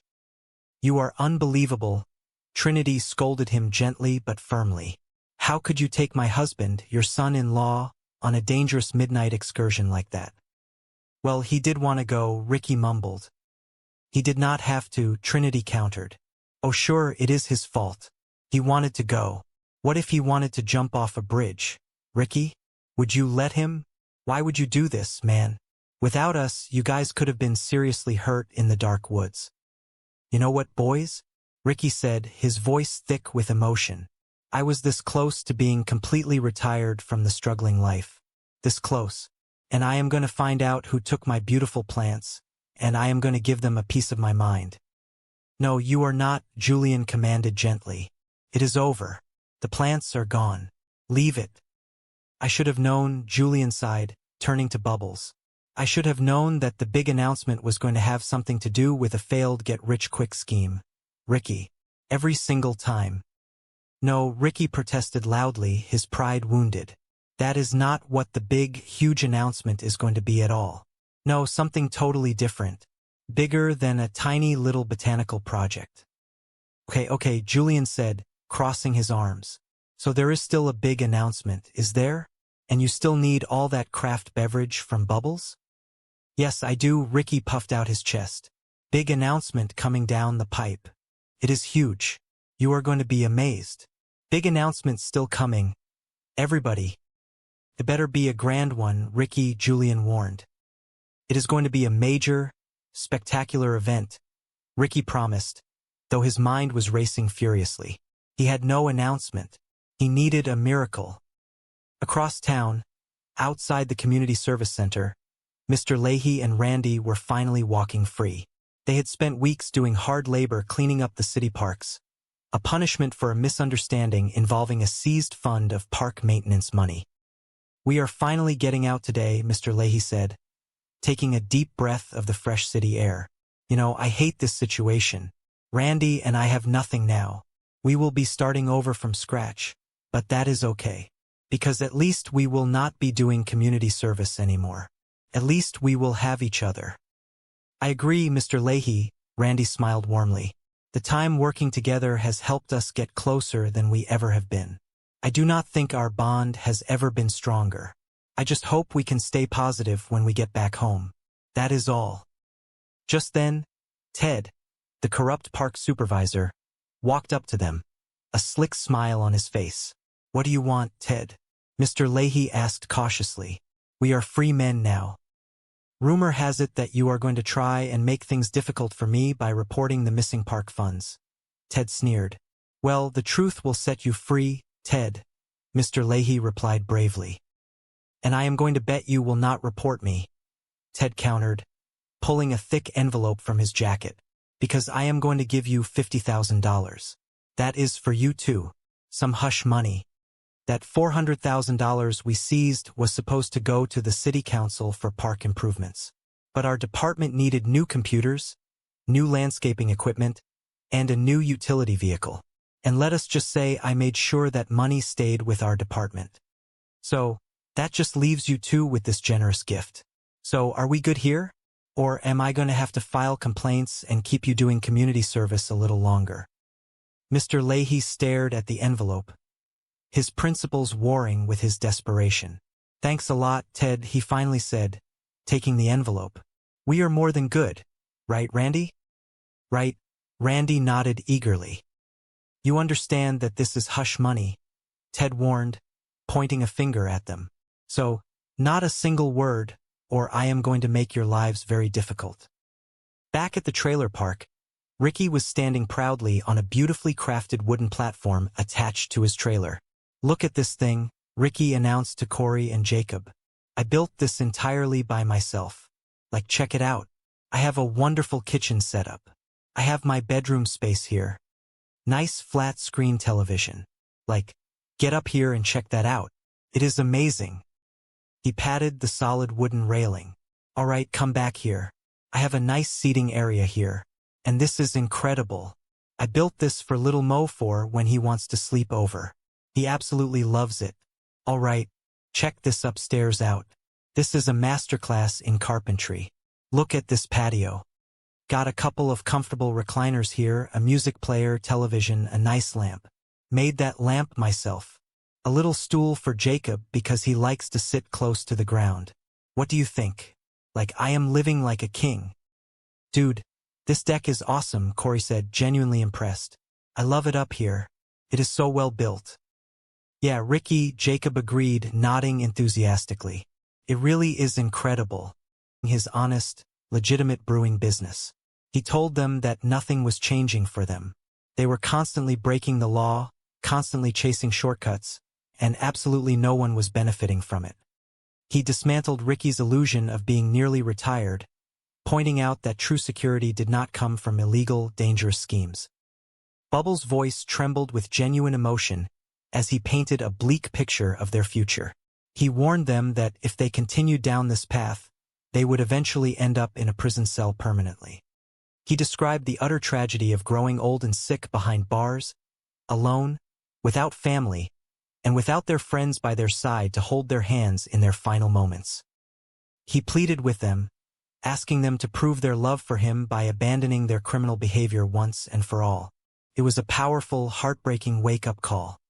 He poured a small measure of whiskey for Ricky, calling it thinking liquor, and asked them both to spend the night seriously reflecting on his words. The night stretched on, the silence of the trailer park profound and heavy. Ricky and Julian sat in the dark, the echo of Bubbles' words ringing in their ears. The grand schemes, the illusions of quick wealth, and the endless chaos suddenly seemed utterly hollow. The turning point had finally arrived, not through a massive payout or a grand announcement, but through the honest, tearful plea of a friend who simply wanted them to live long enough to find true peace. The cool evening breeze swept through the quiet paths of the trailer park, carrying with it the faint scent of pine needles and damp earth. Ricky stood alone under the pale moonlight, his heart hammering against his ribs with a rhythm of profound anticipation. This was a monumental night, a turning point in a life that had seen far too many wrong turns and misguided adventures. For the very first time, he had nurtured a project entirely on his own, pouring his soul into the fertile soil hidden deep within the woods. He had grown a secret crop of rare, highly sought-after botanical herbs, a legitimate agricultural endeavor that he hoped would finally prove his worth. He looked up at the starry sky and took a deep breath. This is a big, big night for me, he thought, his chest swelling with a quiet, unfamiliar pride. I finally did something of my own, and it paid off. I mean, that is why things got messed up in the past, because I always relied too heavily on Julian and Bubbles. Their plans always seemed to get tangled up in complications. But not this time. I finally got myself learned, Ricky whispered to the empty air, a smile playing on his lips. You want something done right, you get it done by your own hands. Suddenly, the crunch of gravel interrupted his solitude. Julian and Bubbles stepped out from the shadows, their familiar faces illuminated by the dim glow of a nearby street lamp. Well, you helped a bit too, Ricky, Julian said, his voice smooth and reassuring, always trying to be the anchor of the group. Yeah, man, we totally had your back, buddy, Bubbles chimed in, his thick glasses catching the moonlight. Ricky waved his hand, his excitement bubbling over. Would you kindly be quiet for a moment? Can you not see I am talking here? Anyway, I got this incredible backdoor deal with one of the upscale herbal dispensaries in Halifax. Cash. Money. I am done. I finally did it. I achieved something real. He paused, a flicker of doubt crossing his mind. He knew he had kept this botanical project a secret from them for months. He muttered, almost to himself, Julian and Bubbles are probably going to be a little upset if they find out the full extent of what I have been hiding. I was going to tell them first, but I am just going to throw a massive party instead. And that will fix it. Parties fix everything. Later that night, the plan was put into motion. The air grew colder as Ricky, accompanied by his eager but clumsy friends Corey and Jacob, crept through the dense forest toward the hidden garden. Okay, boys, Ricky whispered, crouching low behind a thicket of ferns. Just up here past this tree line. When we get there, no talking, no messing around. We are going to get the plants cut down as fast as we possibly can, and get out of here before that sun comes up. Okay? Hells yeah, Corey whispered back, his eyes wide with nervous excitement. Hey, do not worry, we got this, Ricky, Jacob added, trying to sound brave. Thanks for bringing us to the harvest, man. They moved forward, pushing aside the heavy branches. But as they entered the clearing, a sudden, blinding light pierced the darkness. What in the world is that? Ricky gasped, shielding his eyes. Is that the local authorities? It is just a loud warning trap, Corey yelled, panic rising in his throat. Someone set up a perimeter alarm. Get up, you cowards, Ricky shouted, his heart dropping into his stomach as he realized his precious garden had been discovered by rival foragers.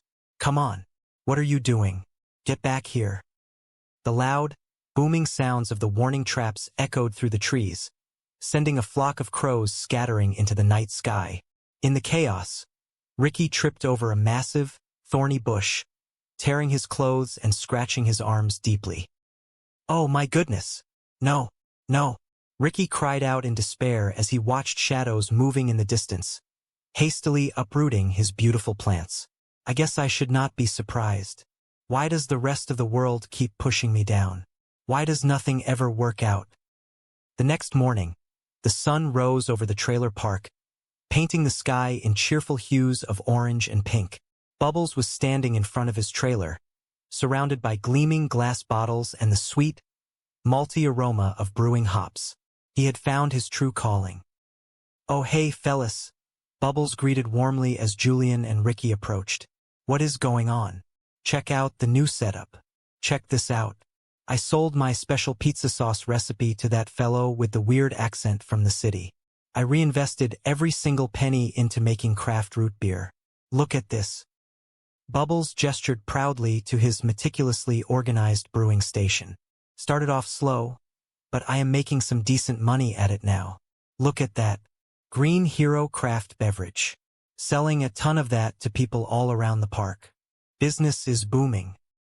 Julian raised an eyebrow, impressed despite himself. It is booming? Bubbles continued, wiping a bead of sweat from his forehead. But I am under some serious pressure today. Ricky is making some kind of a major announcement later. He is throwing a big party. I have to get this whole batch bottled up because he ordered 22/4. So it must be incredibly big news. I am pumped. Hey buddy, Julian said, his business instincts kicking in. How is the beverage business treating you? Oh, it is absolutely amazing, Bubbles beamed. It is amazing. A lot less work than hauling discarded shopping carts around. That is for sure. It is good that people are digging it, man, Julian nodded. Yes, sir. You know what? I have been thinking. Why do you not make a beverage with my name on it and your face? Yeah, I might be able to, Bubbles replied cautiously, sensing Julian was trying to angle his way into the profits. Might be able to. Maybe make a protein drink. Call it Muscle Man, get it? That is a little funny. So what are your sales like, man? Julian pressed, stepping closer to the brewing vats. Are you making a solid profit or what? My sales? Bubbles echoed, his tone turning guarded. Yeah. My sales are great, actually, Julian. I see where this is going. Where? Julian asked, feigning innocence. I see where this is going, Bubbles sighed. Well, Bubbles is making honest money now. Bubbles is making money, so Julian is all of a sudden very interested in the beverage business. Do not be difficult, Julian. Let me guess. You want to be part of it. Listen, Julian said smoothly, holding his hands up. I just want to make sure you are doing the right thing here and nobody is taking advantage of you. Okay? Do you know the valuation of your company? Do you know your profit margins on your sales each week? Look, Bubbles snapped, pointing a wooden stirring spoon at Julian. Do not try to use big business words to confuse me, buddy. Okay. I watch those entrepreneur television shows, too. I know all these terms you are using. I am doing just fine on my own. Meanwhile, Ricky was sitting on a nearby picnic table, holding his head in his hands. Bubbles, I am ruined. I am completely broke, man. I do not know what I am going to do. I am trying to go legitimate here, man. But I am finding it very, very hard. I had a movie night last night with a lovely girl. She had to buy the popcorn. Do you know how embarrassing that is? Well, I told you, Bubbles said gently, wiping down a bottle. You should not be going to the movies if you cannot afford it. It is too expensive. Bubbles, I was watching a movie in my own trailer. Ricky groaned. I could not even afford the sophisticated irrigation system he had built and the promising hybrid strain he had developed. He spoke of the lucrative cash-only deal he had arranged. He told them that he was mere hours away from being financially secure for the rest of his life. But then he detailed the ambush, the theft of his entire crop, and the frightening encounter with the armed thieves. Trinity was devastated, not just by the danger her husband had been placed in, but by the broken promise. Ricky had sworn he was finished with illegal activities. Ricky pleaded with her, explaining his desperate desire to provide for them, to finally succeed and retire from their life of poverty. He vowed to find the people who had wronged him, but Trinity firmly told him to let it go. The project was gone and the risk was too great. Trying to salvage the day, Ricky insisted that the massive party was still happening. He promised a monumental announcement, something entirely unrelated to his failed venture. Trinity remained skeptical, warning him that it had better be a truly spectacular revelation. Across town, a different kind of drama was unfolding. Jim Leahy, the former park supervisor, and his loyal companion, Randy, were being released from jail. They walked out into the bright sunlight, breathing in the air of freedom. The time spent incarcerated had fundamentally changed them. They had lost their positions, their respect, and their home, but they had found a deeper connection with each other. They were determined to start fresh, relying solely on their bond. Their moment of peace was interrupted by the arrival of Officer Ted, a corrupt policeman who had been involved in their arrest. Ted pulled up in a sleek new cruiser, a smug smile on his face. He revealed that the $400,000 seized during their arrest had not been processed through the proper legal channels. Instead, Ted had quietly diverted the funds to purchase new equipment for his department. Ted handed them a thick envelope filled with $50,000. He explicitly stated that this was hush money, a significant bribe to ensure their absolute silence regarding his illegal maneuvering of the evidence funds. He threatened to fabricate new charges and send them back to prison if they ever spoke a word of it. Leahy and Randy, realizing they had no choice and seeing a sudden, unexpected financial lifeline, agreed to the terms. Back at the trailer park, Ricky was standing on a newly constructed, multi-level wooden deck attached to his trailer. He was immensely proud of his craftsmanship. He gave Corey and Jacob a grand tour, highlighting the outdoor seating area, the custom lighting, and the overall design. Despite his pride in his handiwork, his mind was preoccupied with the impending party.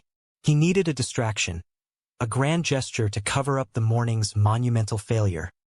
He asked Corey and Jacob for ideas. The suggestions were absurd. Jacob suggested pretending to run for the presidency of the country. Corey suggested arriving in a heavy-duty dump truck. Ricky grew increasingly frustrated with their lack of practical imagination. Finally, Corey suggested bringing an animal, specifically a horse, to present as an engagement gift to Susan, Ricky's girlfriend. Ricky's eyes lit up. A horse. It was majestic, large, and undeniably impressive. He reasoned that presenting a horse while asking Susan to marry him would be the ultimate show of devotion and success, effectively erasing any memory of his earlier misfortunes. Leahy and Randy, now flush with cash, were walking back to the park. Randy expressed deep concern about Julian's reaction to their return. Julian blamed them entirely for the events that led to the loss of his own money and property. Randy suggested offering Julian a portion of their hush money to make amends and wipe the slate clean. Leahy, however, had a different philosophy. He believed that conceding to Julian's demands was a mistake. Instead, he proposed a far more reckless plan, taking their newfound wealth to the local horse racing track to gamble and multiply their fortune, trusting in luck to solve all their problems. As the afternoon sun began to dip, Bubbles was busy making deliveries in his modified beer cart. He encountered Donnie, a notoriously loud and easily angered resident of the park. Donnie was furious about a minor disturbance involving the gravel road. Bubbles, maintaining his calm and professional demeanor, offered Donnie a complimentary case of beer to soothe his temper. Bubbles marveled at the sheer exhaustion that must come from living with such constant, boiling anger. Julian, meanwhile, intercepted Leahy and Randy upon their return. He was cold, calculating, and unforgiving. He demanded restitution for the chaos they had caused, declaring that he would confiscate half of their earnings for the rest of their natural lives until his massive financial loss was repaid. Leahy and Randy, armed with their secret stash of money and their foolish gambling plan, nodded submissively, keeping their true intentions entirely hidden. The evening arrived, and Ricky's party was in full swing. A crowd had gathered, music was playing softly, and anticipation hung in the air. Ricky took center stage, microphone in hand. He thanked everyone for coming, his voice full of forced bravado. He announced that today was a monumental occasion. On cue, Corey and Jacob emerged from the shadows, struggling to lead a large, somewhat restless horse into the center of the gathering. The crowd gasped in sheer confusion. Julian and Bubbles pushed their way to the front, their faces masks of absolute disbelief. Julian pulled Ricky aside, his voice a harsh whisper. He demanded to know what Ricky was thinking.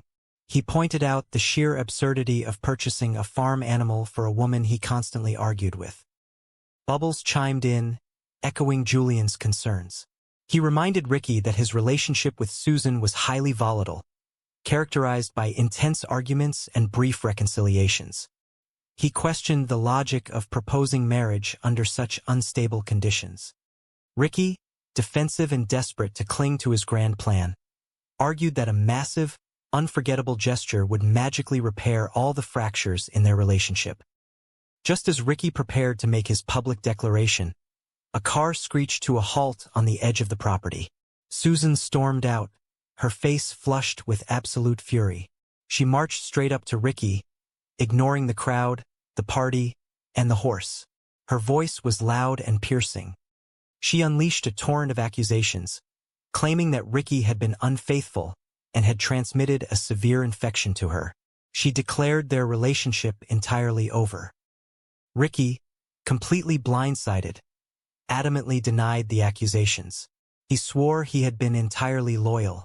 As the argument escalated in front of the stunned onlookers, the bitter truth finally emerged.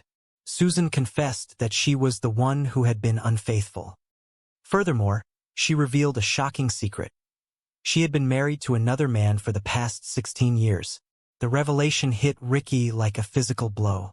The relationship he had pinned all his hopes on, the grand announcement he had planned, all crumbled into dust in a matter of seconds. Susan hurled a final, devastating insult about his lifestyle and his failures before turning on her heel and storming away. The party dissolved into an awkward, heavy silence. Julian placed a comforting hand on Ricky's shoulder, telling him that it was ultimately for the best, that he deserved someone who truly respected him. Ricky stood frozen, the reality of his shattered life settling heavily upon him. Later that night, the remnants of the party had cleared away. Ricky, Julian, and Bubbles sat alone under the dim light of the porch. The atmosphere was somber. Julian, feeling the weight of his own financial ruin, asked Bubbles to borrow a few beers, admitting he could not afford to buy a drink for a woman he was planning to meet. Ricky, nursing a bruised ego and a broken heart, asked to borrow $20 for a bottle of whiskey, desperate to numb the pain of the day's events. Bubbles looked at his two oldest friends. He saw the exhaustion in their eyes, the physical toll of their chaotic lives, and the endless cycle of failure they were trapped in. He took a deep breath, realizing that a crucial moment had arrived. He asked them to simply be quiet and listen. His voice was steady, carrying a weight of profound love and deep concern. He told them that he loved them, that he always had and always would. But then, he delivered a harsh, undeniable truth. He asked them when they had last truly looked at themselves in a mirror. He pointed out that they were getting older. Their bodies were tired. The reckless, rebellious lifestyle that had seemed exciting when they were 17 was now just sad and destructive.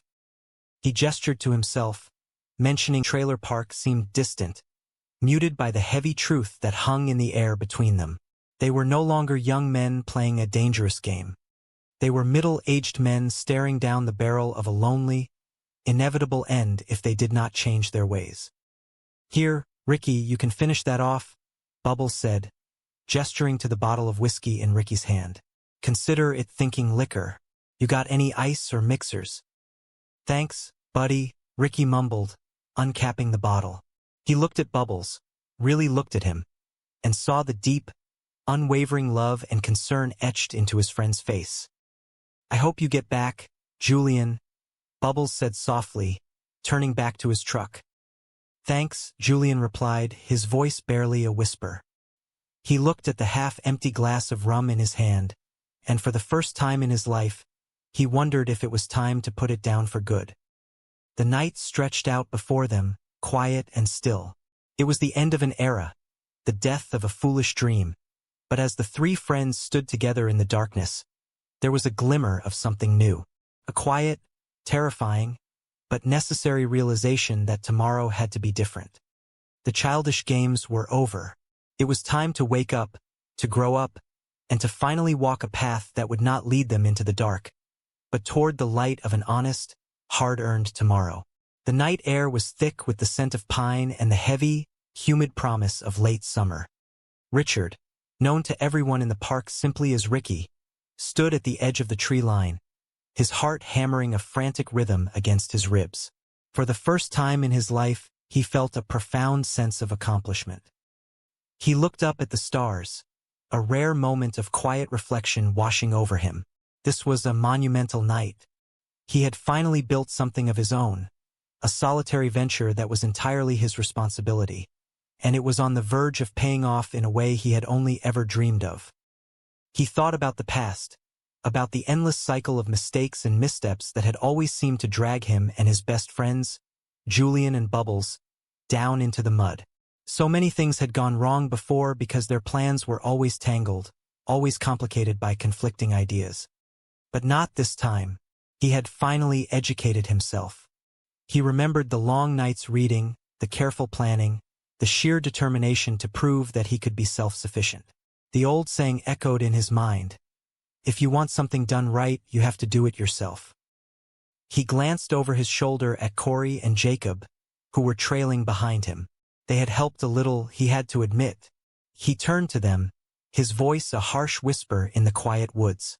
He told them that they had his back, but he needed them to stay absolutely silent. He was in the middle of a crucial train of thought. He had secured an incredible, entirely cash-based arrangement with a legitimate dispensary in the city of Halifax. The money was going to be substantial. He felt a surge of triumph. He was finally done with the petty struggles. He had succeeded. He knew, deep down, that Julian and Bubbles would likely be upset when they discovered he had operated behind their backs. He had originally planned to execute the entire operation alone, but the sheer scale of it required a few extra hands. His mind raced for a solution to their inevitable anger. The answer came to him with the simple logic he always relied on. He would throw a massive celebration. A grand party would smooth over any hurt feelings. Parties, in his experience, had a magical way of fixing everything. He signaled for Corey and Jacob to stop. They were just past the dense line of spruce trees. He laid down the rules with absolute clarity. Once they reached the clearing, there was to be no talking, no distractions, and absolutely no foolishness. They needed to harvest the plants as quickly as humanly possible and vanish before the morning sun broke over the horizon. Corey and Jacob nodded eagerly, their youthful enthusiasm evident. They thanked him for including them in the harvest. Suddenly, the tranquil silence of the woods was shattered.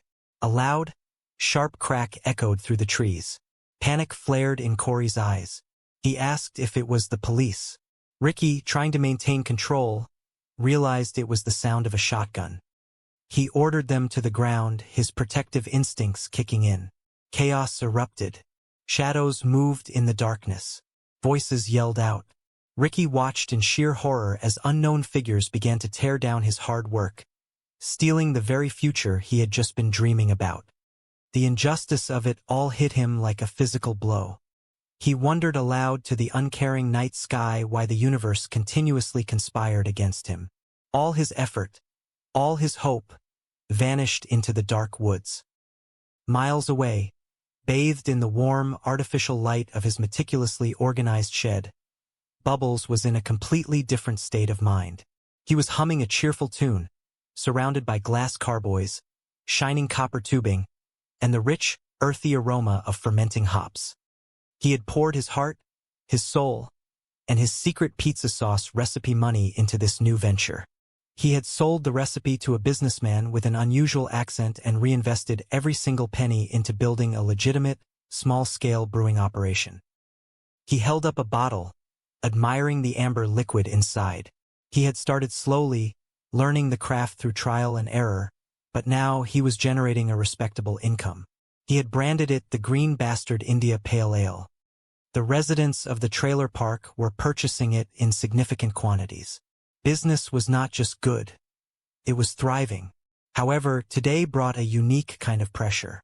Ricky was scheduled to make a major announcement and had ordered 22 large cases for the occasion. Bubbles knew it had to be a significant event. He was exhausted but deeply excited. The door to the shed creaked open, and Julian stepped inside, his signature glass of rum and cola in hand. Bubbles greeted him warmly. Julian looked around, a mixture of admiration and something else, perhaps envy, in his eyes. He asked Bubbles how the brewing business was treating him. Bubbles beamed, his thick glasses magnifying his joyous expression. He declared that it was absolutely wonderful, a far more dignified and rewarding life than his previous endeavors. Julian leaned against the workbench. He suggested that Bubbles should consider creating a specific brew with his name and face on it. Perhaps a protein-enhanced beer called Muscle Man. Bubbles chuckled, appreciating the lighthearted joke. But Julian's tone quickly shifted to something more serious. He began inquiring about Bubbles' sales figures and profit margins. Bubbles, sharp and observant, immediately sensed the direction of the conversation. Julian was struggling financially, and now that Bubbles had a successful enterprise, Julian was suddenly very interested in the mechanics of the business. Bubbles gently but firmly told Julian not to patronize him. He explained that he watched business television shows too and understood all the corporate terminology Julian was trying to use to intimidate him. Julian sighed, the facade crumbling. He confessed that he was completely out of money. He was trying desperately to live a legitimate life, but he was finding it incredibly difficult. He shared a humiliating story about a recent date where he could not even afford to purchase microwave popcorn for a movie night in his trailer. Bubbles listened, his heart aching for his lifelong friend. Julian's pride was his most prominent feature, and seeing him this defeated was painful. Julian admitted that his situation was dire. Bubbles, ever the compassionate soul, reached into his pocket and handed Julian some cash. Julian initially resisted, his pride flaring up, calling the gesture charity. Bubbles softly reminded him that he clearly needed the help, as he could not afford simple comforts. It was a stark reminder of the different paths their lives were taking. Meanwhile, Ricky was dealing with the physical and emotional fallout of his disastrous night. He was attempting to tend to a severe scrape on his arm while managing a chaotic household. His daughter, Trinity, and her husband, Jacob, were present. Ricky tried to weave a tall tale about a rollerblade skiing accident on a gravel road to explain their injuries. He claimed that the combination of speed and loose stones had caused a terrible crash. Trinity, sharp and intuitive, saw right through the fabrication. She noticed the small, metallic fragments embedded in Jacob's jacket and confronted her father. She demanded the truth. Ricky, realizing he was cornered, let out a heavy sigh. The weight of his secret had become too much to bear. He gathered them around and confessed everything. He admitted that he had not been taking small engine repair classes or studying for a crane operator certification over the summer. Instead, he had been cultivating a massive secret garden in the woods. He described the beauty of the plants. You want to know why, Ricky? Why? Because you are a loser. Forget you, Ricky. You are a... Ricky, just let her go. Buddy, Julian advised softly, placing a heavy, comforting hand on Ricky's shoulder. It is for the best, buddy. You are better off without her. Susan turned on her heel and stormed away, her angry footsteps crunching loudly on the gravel. Ricky stood completely still, watching her leave, the magnitude of the public humiliation and the sudden end of his dream washing over him. The party around him had frozen, everyone staring at the shattered man in the center of the ring. You all right? Julian asked, his voice uncharacteristically gentle. Yeah, I am fine. You all right? Let us smoke or something. Get drunk. Come on, man. Ricky? Bubbles asked, looking at his friend with deep, abiding sympathy. No, I am good, Ricky mumbled, his voice hollow. Piece of garbage. Jesus, she is wild, Julian muttered, shaking his head. Oh, she is great. Oh, darn it. I will just bend over again, and you can decide what you want to show me this time. Let us get the party going again. Everybody is hot with somebody kicking them.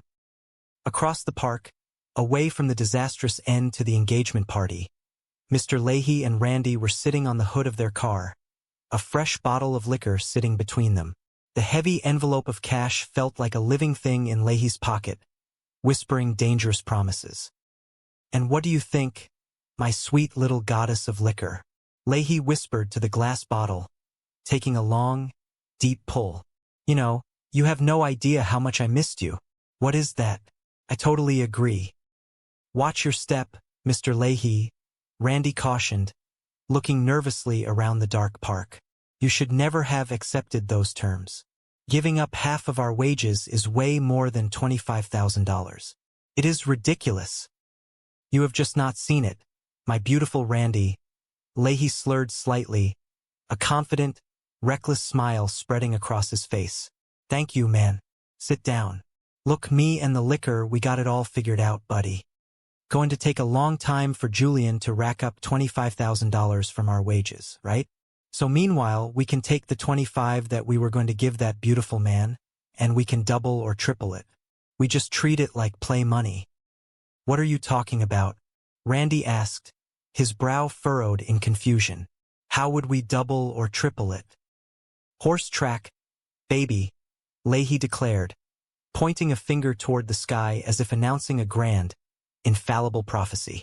We just sit back, and we let the liquor choose our horses.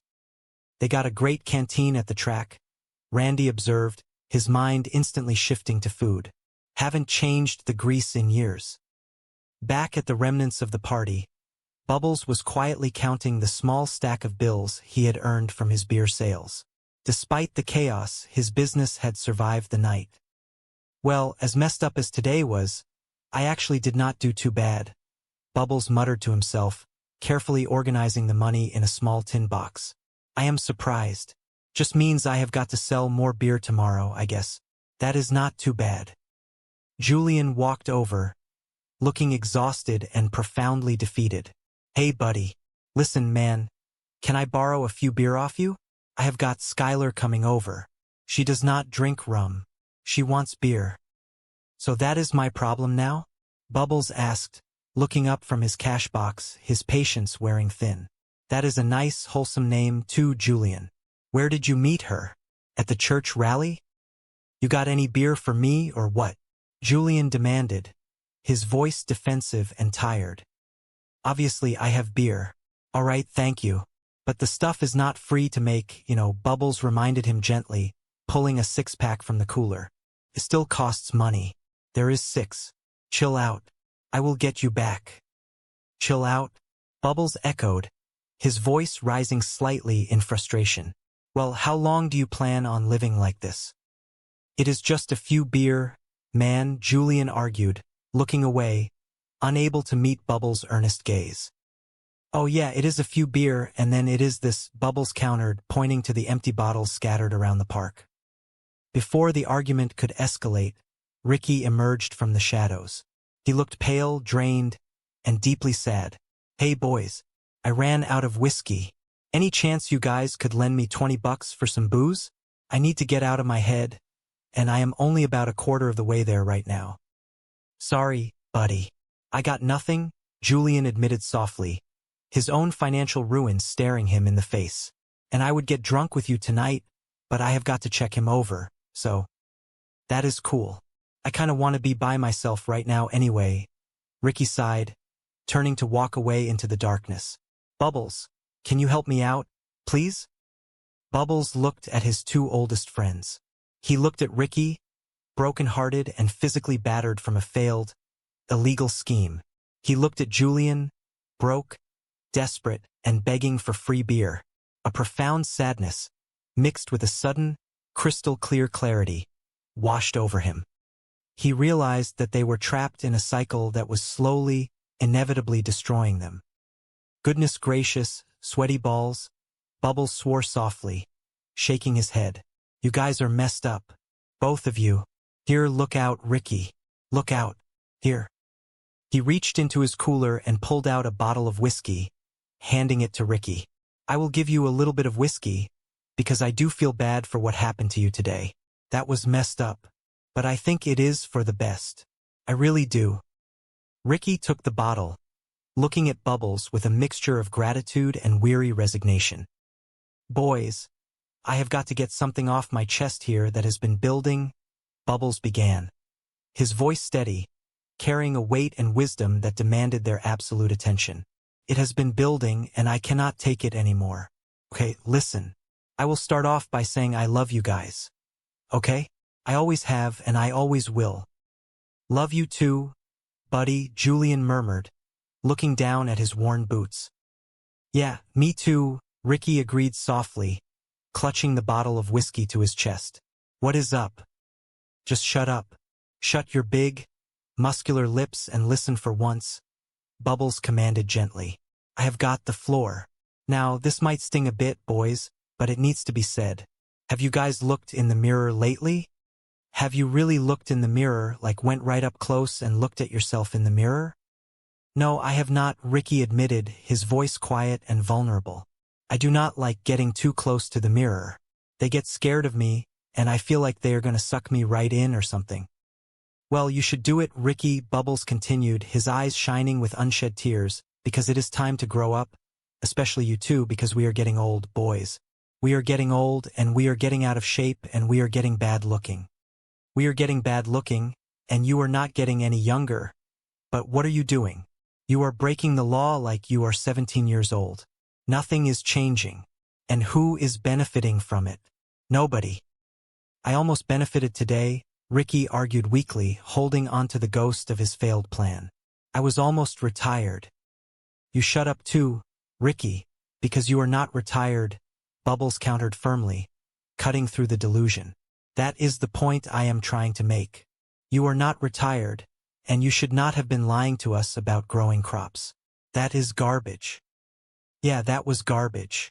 I know, Ricky finally confessed, his shoulders slumping under the weight of the truth. I am sorry, it was dumb. I should have told you guys. You should have told us, Bubbles agreed. This is a wake-up call right now, boys. Telling you, because I am already gone legitimate. I have got legitimate things going on. He gestured proudly to his small beer truck, a symbol of honest work and a real future. And you guys, I know how you operate. You got no money now. You are broke, and I know what that turns into. Next thing you know, you are going to be in jail forever. You are going to wind up in there for the rest of your lives. In there all alone, dying, looking bad. And when you are in there taking your last breaths, Ricky, sucking in your last breath on earth, there is going to be no family there and no Bubbles to hold your hand. Come on, Bubbles, Julian interjected softly, the harsh reality of the vision hitting him hard. Do not come on me. It is true, Bubbles insisted, his voice trembling with emotion. Like, if you guys love me as much as you say you do, then breaking the law is over for good. That is it. That is all I got to say. I want you guys to think about that tonight. The three men stood in silence under the pale moonlight. The sounds of the still a big announcement, is there? And you still need all that beer? Yes, I do, Ricky insisted, nodding vigorously. Big announcement coming down the pipe. It is huge. It is, you are. Big announcement still coming. Everybody, big announcement. It better be a great one. Ricky, Sarah warned, pointing a finger at him. It is going to be a major one, Ricky promised, though a bead of sweat formed on his forehead. You are so full of lies, man, Corey muttered. Far away from the domestic drama of the trailer park, the heavy iron gates of the local correctional facility groaned open. Mr. Leahy and Randy stepped out into the blinding sunlight, inhaling the sweet taste of freedom. The air outside the prison walls smelled different, cleaner, full of possibility and second chances. We are finally getting out today, Leahy said, his voice trembling with emotion as he adjusted his worn jacket. You know, I hate this despicable place. Randy and I got nothing now. We will be starting over from scratch, but that is okay. Because at least we will not be in here. At least we will have each other. I love my Randy, my beautiful Randy. The time in here has helped Mr. Leahy, and I get closer than we ever have been. Randy added softly, looking at his companion with genuine affection. I do not think our love has ever been stronger. I just hope he is okay in the head when we get out. That is all. Their tender moment was abruptly shattered by the arrival of a sleek, unmarked police cruiser. The window rolled down, revealing the stern, unyielding face of Detective Ted. What do you want, Ted? Leahy asked, his back stiffening as he stepped protectively in front of Randy. We are free men now. Rumor has it that you are going to try and make things difficult for me, Ted said smoothly, his eyes hidden behind dark sunglasses. Well, truth will set you free, Ted, Leahy retorted, trying to muster a sense of authority he no longer possessed. And I am going to bet you will not, Ted countered, a cold smile playing on his lips. But I am going to bet you 50 grand. That is for you screw-ups. Some hush money.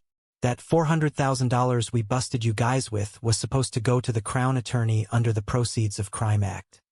And it would have been locked up in an evidence room forever. That did not make sense to me. Now, I am not George. Our department needed computers, new forensics equipment, and a new cruiser. And let us just say I made sure that that money stayed with the police station. So, that just leaves you two jackasses with those loose ends. So, are we good here? Or am I going to have to fake some charges and keep you two pea brains in here a little longer? Leahy stared at the thick envelope of cash Ted held out through the window. It was a lifeline, a way out of the crushing poverty that awaited them, but it came with a heavy moral price. Thanks a lot, Ted. We are more than good. Right, Mr. Leahy? Randy urged, gently nudging Leahy's shoulder. Right, Leahy agreed slowly, reaching out and taking the envelope. The paper felt heavy, burdened with secrets. You understand that this is hush money, Ted warned, his voice a low growl. So, not a word or I am going to destroy your lives. Back at the park, Ricky was trying to drown his anxieties in a flurry of chaotic construction.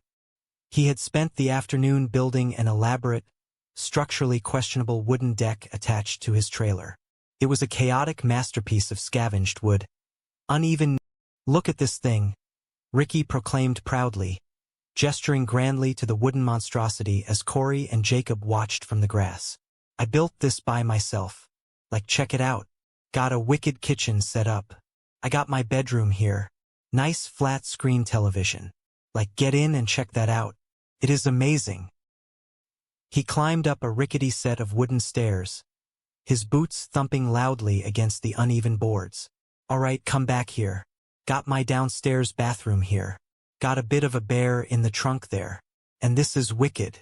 I built this for little Mo for when he wants to sleep over. He loves it. All right, check this upstairs out. This is cool. Look at this patio. Got a couple recliners here.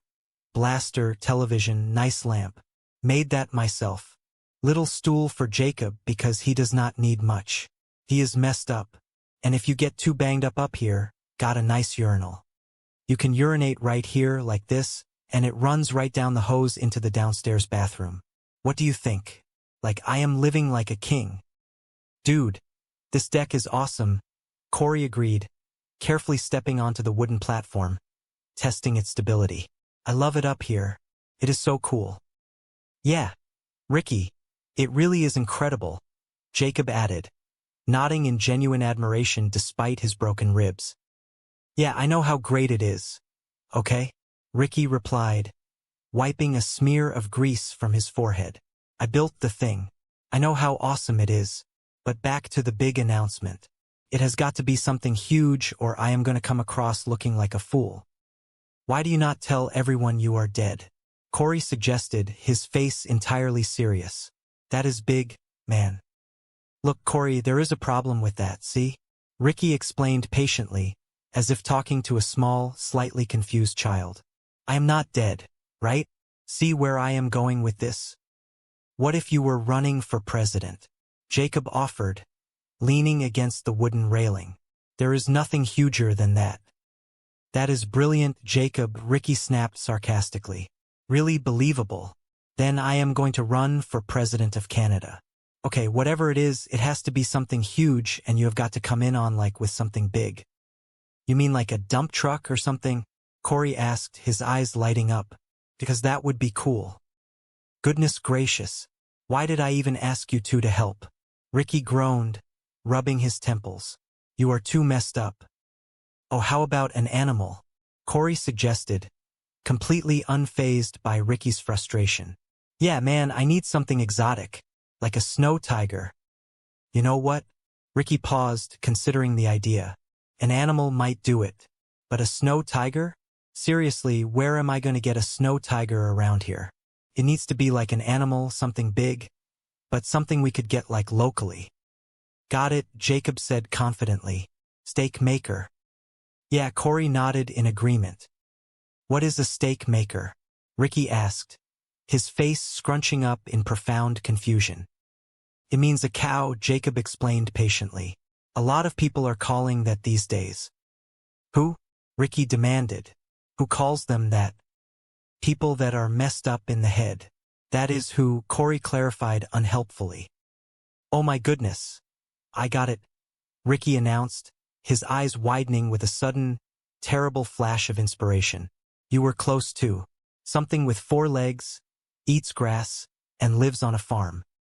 Spider, Corey guessed quickly. No, not a spider, Ricky sighed heavily.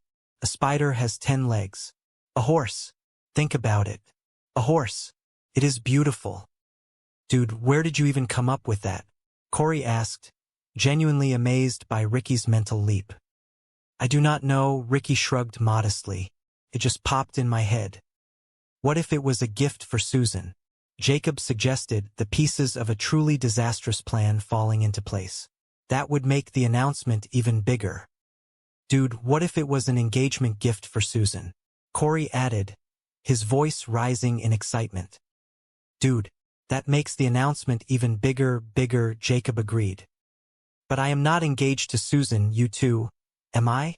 Ricky pointed out, though he was beginning to warm up to the sheer audacity of the idea. Yeah, but if you tell people you are, then they will believe you, Corey reasoned flawlessly. And imagine if you came in on an engagement horse. Even better, if you put a fake horn on that, then it is an engagement unicorn horn. Dude, that is awesome, Jacob breathed, clearly overwhelmed by the magnitude of the concept. You know what, boys? Ricky said, a massive, foolish grin spreading across his face. It is perfect. I mean, not the unicorn stuff. That is completely stupid, Corey. But that would be a big announcement. An engagement horse. My goodness. Elsewhere in the park, the heavy weight of newfound wealth was beginning to burn a hole in Mr. Leahy's pocket. He and Randy were walking along the dirt road, the envelope of hush money safely tucked inside Leahy's jacket. This changes everything, Mr. Leahy, Randy said, a hopeful smile playing on his lips. We can finally start fresh. Pay off our debts, maybe get a nice little place outside the park. Away from the madness. Whoa, not so fast, asked, feigning innocence. See where this is going. Bubbles let out a heavy sigh, wiping his hands on his apron. Well, Bubbles is making money now. Bubbles is making money, so Julian is all of a sudden very interested in the beer business. Pops, do not be a jerk. Julian snapped at the older man before turning his full attention back to Bubbles. Let me guess. What? You want to be part of it? Listen, I just want to make sure you are doing the right thing here and nobody is ripping you off. Okay? Julian argued, stepping closer. Do you know the valuation of your company? Huh? Do you know your profit margins on your sales each week? Look, Bubbles interrupted, holding up a hand to stop the flow of corporate buzzwords. Do not try to manipulate me, buddy. Okay. I watch television shows about business, too. I know all these terms you are using. Julian's confident facade crumbled, revealing a deep, exhausting desperation. Bubbles, I am ruined. I am broke, man. I do not know what I am going to do. I am trying to go legitimate here, man. But I am finding it very, very hard. I had movie night last night with a woman. She had to buy the popcorn. Do you know how embarrassing that is? Well, I told you, Bubbles replied, his tone softening slightly with sympathy. You should not be going to the movies. It is a rip-off. Bubbles, I was watching a movie in my trailer, Julian confessed, his voice heavy with shame. I could not afford microwave popcorn. Like, this is bad, man. Oh my God, Bubbles whispered, genuinely shocked by the depths of his friend's financial ruin. You are being nuts. Here, just take that. He reached into his pocket and pulled out a crisp bill, holding it out to Julian. That is pathetic, Julian muttered, staring at the money as if it were an insult. I do not want your charity. Well, you need my charity, obviously, Bubbles stated plainly, leaving the money on the table. You cannot afford popcorn. You got another one of these? Julian asked quietly, finally picking up the bill. No, I got that one. And you should appreciate it. You got a payday, man? Before Julian could answer, the door swung open violently. Ricky stumbled into the shed, looking like he had been dragged behind a speeding truck. His clothes were torn, his face was bruised, and he was clutching a heavily bandaged arm that was seeping crimson blood. I cannot get this animal of a cat to stop bleeding, Ricky groaned, his face pale and contorted in pain. It is driving me nuts. Ricky, what in the world did you do to your arm? Bubbles gasped, rushing forward to help his injured friend to a chair. Well, that girlfriend of yours finally tried to do you in, did she? Julian asked, his concern masked by a layer of cynical humor. I have been dating this girl, Susan, now for 4 or 5 months, Ricky explained, his voice weak as he leaned heavily against the workbench. And it has been great.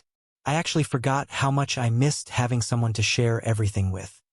I mean, she is a bit hard to deal with at times, but the physical connection is the best I have ever had in my life. Like, insane. Like, it is so crazy that I have got to get back in shape. I did not realize how out of shape I was until I started seeing her. Those things are not helping me. Come on. Bubbles watched him closely, his heart aching for his friend. Part of me is really happy for Ricky, he thought silently.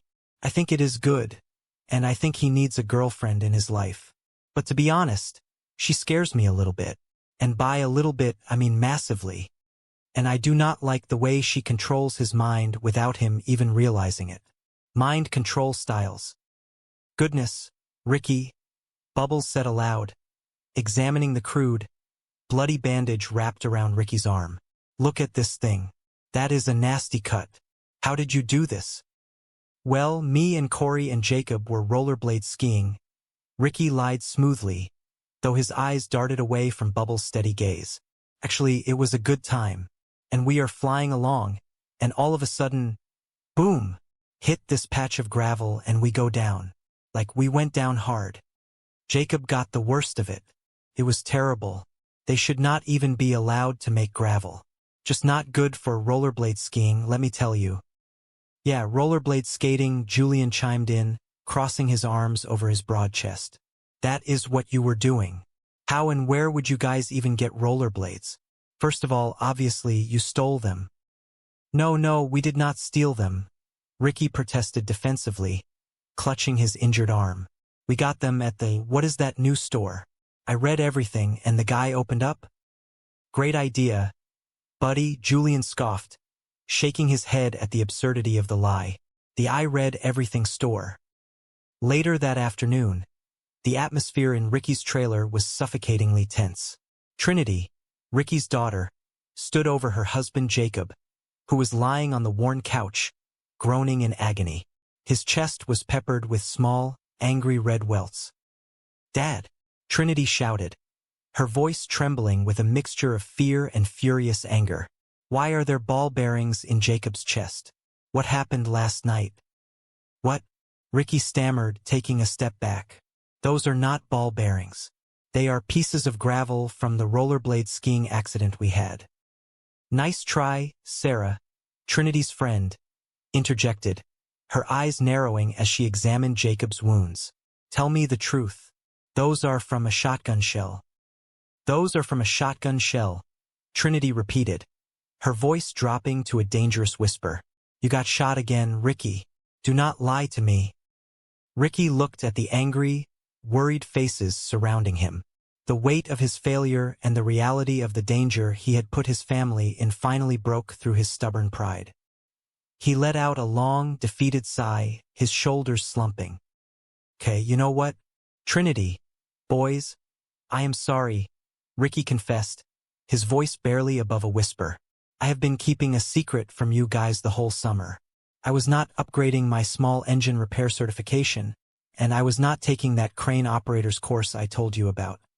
I was secretly growing herbs by myself in the woods down by Billy's Bluff. Dad, Trinity breathed, closing her eyes in sheer disappointment. Unbelievable, Ricky, Sarah said, shaking her head. You promised me. I know. I am sorry, Ricky pleaded, his voice tinged with a desperate need for them to understand. But, it was amazing. I developed this new strain with the head grower from that medical place in the mountain. Incredible. Yeah. I had irrigation 75 plants. It was beautiful. Some were 8 feet high. It was amazing. I do not care. Ricky, Trinity interrupted, her voice firm and cold. And I had a one-shot backdoor cash deal. Ricky continued, unable to stop himself from mourning his lost fortune. If it was going to happen today, I would have been done for life. I do not care. I do not care, Trinity repeated, tears welling in her eyes.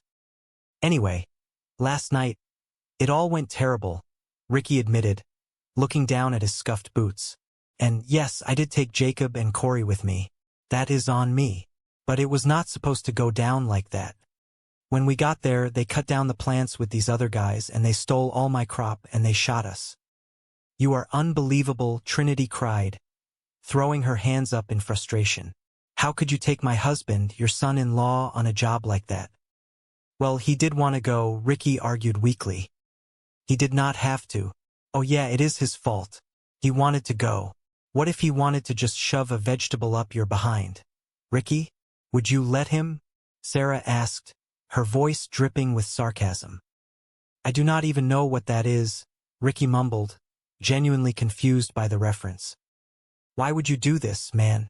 Corey asked softly from the corner of the room, cradling his own bruised ribs. And without us, you guys could have been killed. You know what, boys? Ricky said, his voice hardening with renewed determination. I was this close to being retired. This close. And I am going to find out who stole the crop, and I am going to take care of them. No, you are not, Trinity demanded, stepping between Ricky and the door. It is over. The crop is gone. Leave it. I should have known. I should have known that the big announcement was going to have something to do with illegal nonsense, Ricky, every time. No, that is not what the big, huge announcement is going to be at all. Ricky quickly backpedaled, his mind racing to come up with a distraction. No, something totally different. Bigger than a tiny little deal. Okay, Trinity said, crossing her arms skeptically. So there is. He expressed his deep fear that if Ricky and Julian continued down their current paths, they would eventually find themselves completely isolated, without resources, and devoid of the comfort of family and true friendship. He looked directly at Ricky. He gently but firmly told him that lying to his family about his education and secretly returning to his old risky habits was a severe mistake. He urged Ricky to embrace genuine maturity, to take true responsibility for his actions, and to focus his remarkable energy on positive, constructive goals. Bubbles then turned to Julian. He encouraged him to drop his pride, to accept that honest labor is honorable, and to stop looking for immediate, magical solutions to complex problems. He reminded Julian that true wealth is found in stability, integrity, and the respect of the community. Bubbles concluded his heartfelt speech by declaring that this moment had to be a turning point. He asked them to prove their love for themselves and for their families by committing to a life of honesty and hard work. He asked them to spend the night reflecting on his words and to wake up the next morning ready to build a better, brighter future. The shed fell entirely silent. The profound truth of Bubbles' words settled heavily over Ricky and Julian. They knew, deep in their hearts, that he was absolutely right. The time for excuses had passed. It was time to grow up, to embrace responsibility, and to finally become the men they were always meant to be. As the night deepened, a new sense of quiet determination began to take root, promising a new dawn and a fresh start for them all. The night air was unusually crisp, carrying the heavy, earthy scent of damp soil and towering pine trees. Ricky stood at the edge of the dense forest, looking out over the sprawling landscape that had been both his sanctuary and his curse for as long as he could remember. The moonlight filtered through the thick canopy of leaves, casting long, dancing shadows across his face. For the first time in his life, he felt a profound sense of accomplishment swelling within his chest. He took a deep breath, letting the cool air fill his lungs, and smile to himself. This is a big, big night for me, Ricky thought, his voice a low, gravelly whisper into the darkness. I finally did something of my own, and it paid off. I mean, that is why things got messed up in the past, because of Julian and Bubbles. He paused, reflecting on the countless schemes and half-baked plans they had dragged each other into over the years. The endless cycle of hope and failure. But this time was different. I finally got myself learned. You want something done right, you get it done by your own. He turned his head slightly, acknowledging the two younger men standing nervously a few paces behind him. Corey and Jacob were practically vibrating with anxious energy, their eyes darting around the shadowy woods. Well, you helped a bit too, Ricky conceded, his tone softening just a fraction. Corey stepped forward, a wide, eager grin spreading across his face. Yeah, man, we totally had your back, dude. Ricky held up a hand, silencing him instantly. Would you shut up? Can you not see I am talking here?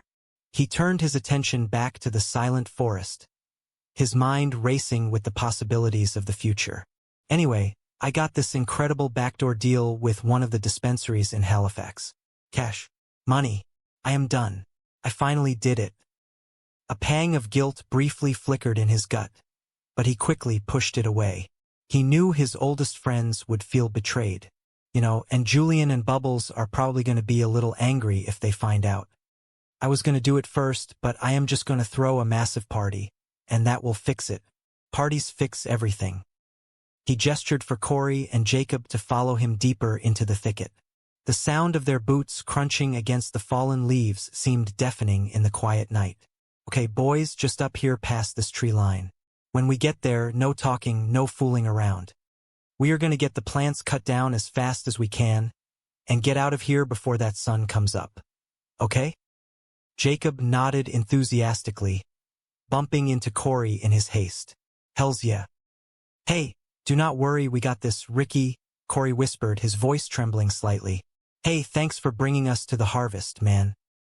They pushed through the final barrier of heavy brush, expecting to see the glorious, 8-feet-high plants swaying in the breeze. Instead, they were met with a chaotic scene. Flashlights cut through the darkness, illuminating a group of shadowy figures hastily hacking away at Ricky's prized crop. The air was filled with the sound of snapping branches and hurried whispers. Ricky froze, his heart dropping into his stomach. What is that? Is that the cops? Suddenly, a loud, thunderous crack echoed through the trees, tearing through the peaceful night. A brilliant flash of light erupted from the darkness. Cops! Jacob screamed, his voice cracking with sheer terror. It is just a shotgun. Panic erupted. The instinct for survival took over, and the three of them scattered like leaves caught in a sudden gale. It is just a shotgun, boys, Ricky yelled, though his own voice betrayed his rising fear. Get up, you cowards. Come on. What are you doing? Get back here. He scrambled over a fallen log, his boots slipping on the damp moss. He could hear the sound of heavy footsteps crashing through the underbrush behind him. You, what are you doing? Oh my goodness. No, no, oh my God. Another blast tore through the air, and Ricky felt a sharp, burning sensation tear across his arm and chest. He tumbled to the ground, the wind knocked out of his lungs. As he lay there in the dirt, clutching his bleeding side, a profound sense of familiar despair washed over him. I guess I should not be surprised, he muttered to the empty woods, the pain radiating through his entire body. Hermit crab, why does the rest of the world keep punishing me? Miles away from the chaotic woods, the morning sun was just beginning to peek over the horizon, bathing the trailer park in a warm, golden glow. Bubbles was already wide awake, bustling about his meticulously organized shed. The space, once filled with spare parts and stolen shopping carts, had been transformed into a gleaming, makeshift brewery. The air smelled of hops, malt, and honest, hard work. Oh, hey, fellas. Bubbles called out cheerfully as the documentary crew approached his shed. What is going on? Check out the new setup. Check this out. I sold my pizza sauce recipe to that guy with the weird accent. He proudly gestured to the large, stainless steel vats lined up against the wall. Reinvested every penny into making beer. Look at this. Started off slow, but I am making some decent money at it now. Look at that. Green Bastard India Pale Ale. Selling a ton of that to people in the park. Business is booming. He wiped his brow with a clean rag, his eyes shining with a sense of purpose he had not felt in years. It is booming, but I am under some pressure today. Ricky is making some kind of a major announcement. He is throwing a big party. I have got to get this whole batch bottled up, because he ordered 22/4, so it must be big news. I am pumped. The sound of heavy footsteps approaching made him look up. Julian stood in the doorway, a glass of rum clutched in his hand as always, looking unusually tense. Beside him was an older man from the park. "Hey, Pops," Bubbles greeted them, though his smile faltered slightly at the sight of Julian's serious expression. "Hey, Julian. How is the beer business treating you, buddy?" Julian asked, his eyes scanning the impressive setup with a mix of admiration and calculation. "Oh, it is amazing," Bubbles replied honestly, his enthusiasm returning. "It is amazing. A lot less work than hauling shopping carts and all." "Here, bend over and I will take your temperature," Pops joked, laughing at his own crude humor. Julian ignored him, stepping closer to the vats. "It is good that people are digging it, man." "Yes, sir," Bubbles nodded proudly. "You know what?" Julian said, leaning against a sturdy wooden table. "I have been thinking, why do you not make a beer with my name on it and your face?" Bubbles hesitated, sensing a shift in the conversation. "Yeah, I might be able to. Maybe make a protein beer," Pops chimed in, grinning widely. "Call it Muscle Man, get it?" "That is a little funny," Bubbles admitted, offering a polite chuckle. "So what are your sales like, man?" Julian pressed, his voice dropping to a more serious, businesslike register. "Are you making a profit or what?" "My sales?" Bubbles echoed, instantly defensive. "Yeah. My sales are great, actually, Julian. I see where this is going." "Where?" Julian were free and that they had each other for support. Their bond had grown remarkably strong during their time of reflection. Before they could leave the facility, they were approached by a local official. The official informed them that due to a complex administrative error, a significant portion of the community funds they had been managing before their service was still unaccounted for. The official, wanting to clear the books quietly without a lengthy audit, offered them a substantial sum of money as a settlement, provided they never spoke of the administrative confusion again. It was a staggering $50,000. Mr. Leahy and Randy were astounded. They agreed to the terms, promising absolute silence. As they walked away, free men with a sudden, unexpected fortune, they began to scheme. They knew they owed Julian a significant debt from a previous misunderstanding that had led to their community service. They debated whether they should use the money to pay Julian back and wipe their slate clean, ensuring peace in the neighborhood. They agreed that achieving harmony was the most important goal. However, Randy, feeling a sudden rush of ambition, suggested they could use a small portion of the money to invest in a safe, community charity raffle, hoping to double their funds before paying Julian. Mr. Leahy, ever cautious, agreed to the plan, completely unaware of the unpredictable events that were about to unfold back at the park.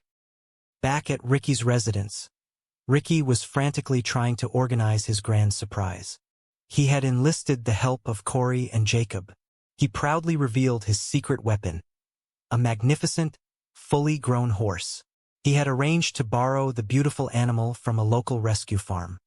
He believed that presenting this majestic creature would be the ultimate, unforgettable gesture of his love for his girlfriend, Susan. Corey and Jacob were completely bewildered. They stared at the massive animal, entirely unsure of how to handle it. Ricky instructed them to quietly guide the horse toward the gathering area. The task proved to be incredibly difficult. The horse, sensing their anxiety, stubbornly refused to move. Ricky, feeling the pressure of the approaching party, desperately tried to coax the animal forward. He instructed his friends to push from behind while he pulled from the front. The situation quickly devolved into a gentle, clumsy comedy of errors. Jacob, trying to be helpful, accidentally startled the horse, which resulted in a minor, harmless stumble that left Jacob complaining about a stiff neck. Ricky, realizing the absurdity of the situation, apologized to his friends. He wondered aloud why he continuously involved them in his overly complicated schemes. Despite the minor setbacks, they eventually managed to position the horse near the party area, hidden just out of sight. The gathering was in full swing. Bubbles was happily distributing his Green Mountain root beer from a small, brightly decorated cart. The atmosphere was festive and filled with positive energy. People were laughing, sharing stories, and enjoying the beautiful afternoon. Even the usually grumpy neighbor, Donnie, seemed somewhat appeased after Bubbles offered him a complimentary case of soda to make up for a previous misunderstanding regarding some landscaping gravel. Suddenly, a heavy silence fell over a section of the crowd as Julian confronted Mr. Leahy and Randy. Julian, still harboring resentment over their past conflicts, demanded that they take full responsibility for their actions. He sternly informed them that he expected them to dedicate a portion of their future earnings to repay the debt they owed him. Mr. Leahy and Randy, feeling the weight of their secret fortune, calmly tried to negotiate. They promised Julian a generous, immediate settlement that would far exceed his expectations, hoping to finally bury the hatchet and restore peace. Before the tense negotiation could conclude, a loud voice boomed over a rented microphone. It was Ricky. He stood on a small wooden stage, grinning from ear to ear. He welcomed everyone to the gathering, thanking them sincerely for their attendance. He announced that today was a monumental occasion. He asked the crowd if they were ready for the big announcement. The crowd cheered enthusiastically. Ricky signaled to Corey and Jacob. With a dramatic flourish, they led the magnificent horse into the center of the gathering. Gasps of astonishment rippled through the crowd.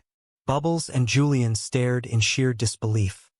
Bubbles immediately recognized the absurdity of the grand gesture. He muttered to Julian that Ricky had clearly lost his mind. Ricky beamed with pride. He announced to the crowd that he had brought this beautiful horse as a symbol of his enduring love for his girlfriend, Susan. He declared his intention to ask her to marry him right there in front of their friends and family. Julian, deeply concerned for his friend, rushed toward the stage. He tried to reason with Ricky in a hushed whisper. He reminded Ricky that a successful relationship is built on mutual respect and understanding, not extravagant, impractical gifts. He pointed out that Ricky and Susan had been experiencing significant communication issues and argued frequently.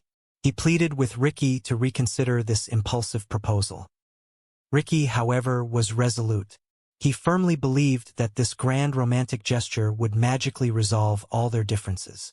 He truly felt that his love for Susan was strong enough to overcome any obstacle.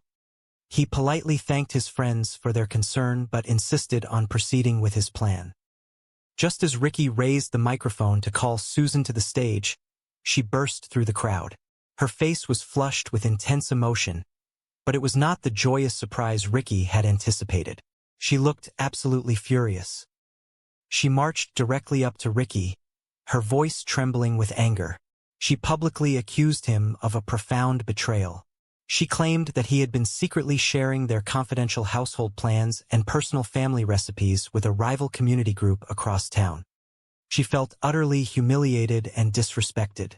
She declared that their relationship was irreparably broken and that she could never trust him again. Ricky was completely blindsided. He desperately tried to defend himself, insisting that there had been a terrible misunderstanding.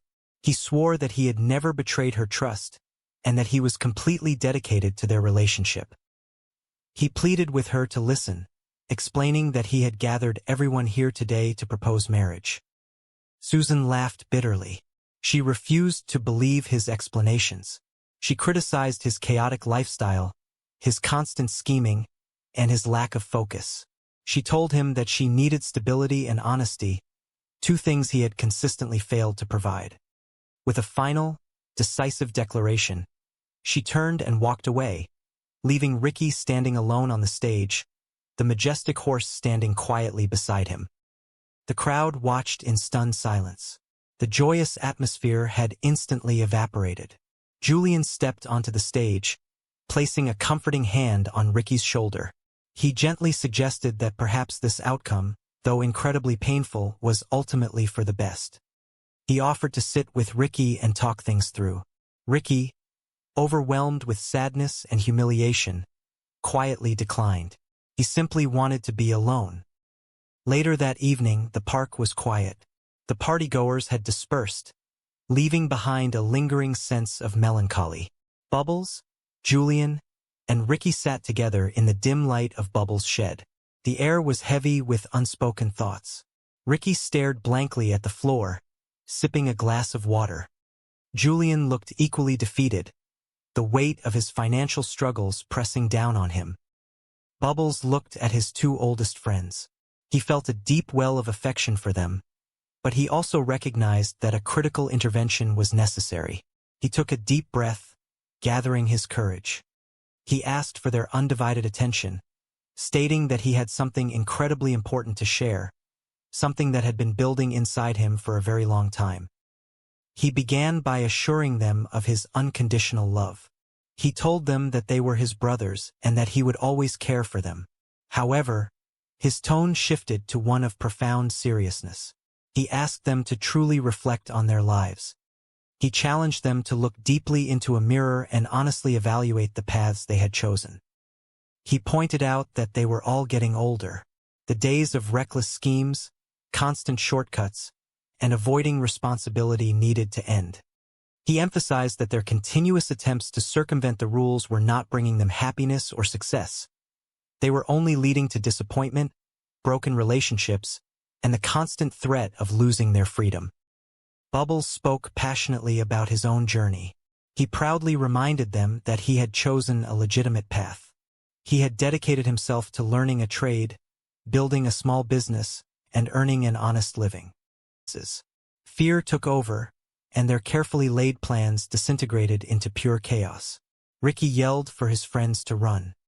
In the frantic scramble through the dark, uneven terrain, they tripped over roots and tumbled through thorny bushes. Ricky felt a sharp sting on his arm as he scraped against a jagged rock. It was a disaster. All his hard work, his beautiful botanical plants, were left behind in the dark. He felt a heavy wave of disappointment wash over him. He wondered why the universe constantly seemed to place obstacles in his path just when he was on the verge of success. Miles away from the chaotic woods, the morning sun was just beginning to cast a warm, golden glow over the neighborhood. Bubbles stood in his meticulously organized shed, humming a cheerful tune. He was incredibly proud of his new setup. He had recently sold his secret, highly sought-after pizza sauce recipe to an eccentric local entrepreneur and had wisely reinvested every single penny into his true passion, brewing artisan botanical sodas. He lovingly wiped down his stainless steel vats. He had started off slowly, experimenting with different roots and natural flavorings, but his dedication was finally paying off. He was generating a very respectable income. He picked up a freshly capped bottle, admiring the bright, colorful label he had designed himself. It was his signature Green Mountain root beer. He was selling a tremendous amount of it to the families and residents in the local park. Business was absolutely booming. However, he was feeling a significant amount of pressure today. Ricky had announced that he was going to make a major, life-altering announcement later that afternoon and was hosting a large gathering. Ricky had placed a massive order for 22 cases of the root soda. Bubbles knew it had to be spectacular news for Ricky to order so much. He felt a surge of excitement and adrenaline as he worked to get the entire batch bottled and perfectly chilled. The door to the shed creaked open, and Julian walked in, carrying his signature glass of ice water. He greeted Bubbles warmly, asking how the artisan beverage business was treating him. Bubbles beamed with pride. He replied that it was absolutely wonderful. It was incredibly rewarding and a vast improvement over his previous odd jobs. He proudly showcased his equipment, explaining the careful temperature controls and the precise fermentation process. Julian listened, appearing genuinely impressed that people were enjoying the product so much. Julian leaned against the wooden workbench, a thoughtful expression on his face. He suggested that Bubbles should consider expanding his product line. He proposed creating a special fitness beverage, perhaps a protein-infused soda, and naming it after him. He even suggested a catchy title, hoping to capitalize on the growing health and wellness market. Bubbles chuckled politely, noting that it was an amusing idea and perhaps something they could explore in the future. Julian then shifted the conversation, his tone becoming slightly more serious. He asked Bubbles about his sales figures and whether he was generating a substantial profit. Bubbles hesitated for a moment. He proudly confirmed that his sales were excellent. However, he could clearly see the direction the conversation was taking. He realized that because he was finally achieving financial stability, Julian was suddenly taking a very keen interest in the business operations. Bubbles gently but firmly asked Julian not to be overbearing. He anticipated that Julian was going to ask to become a partner in the enterprise. Julian held up his hands defensively. He explained that he simply wanted to ensure Bubbles was managing everything correctly and that no one was taking advantage of his kind nature. He began asking complex questions about company valuation and weekly profit margins, attempting to sound like a seasoned financial advisor. Bubbles rolled his eyes affectionately. He told Julian not to try and outsmart him with complicated business terminology. Bubbles explained that he educated himself by watching educational business programs on television and understood exactly how to manage his finances. Julian sighed, his shoulders slumping slightly.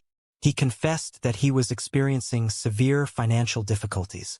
He was completely out of money and felt entirely lost.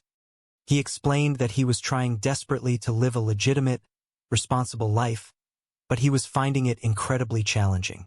He recounted a recent, deeply embarrassing date. He had invited a wonderful woman over for a movie night, but he was so impoverished that she had to purchase the microwave popcorn herself. He felt that it was a profound failure on his part.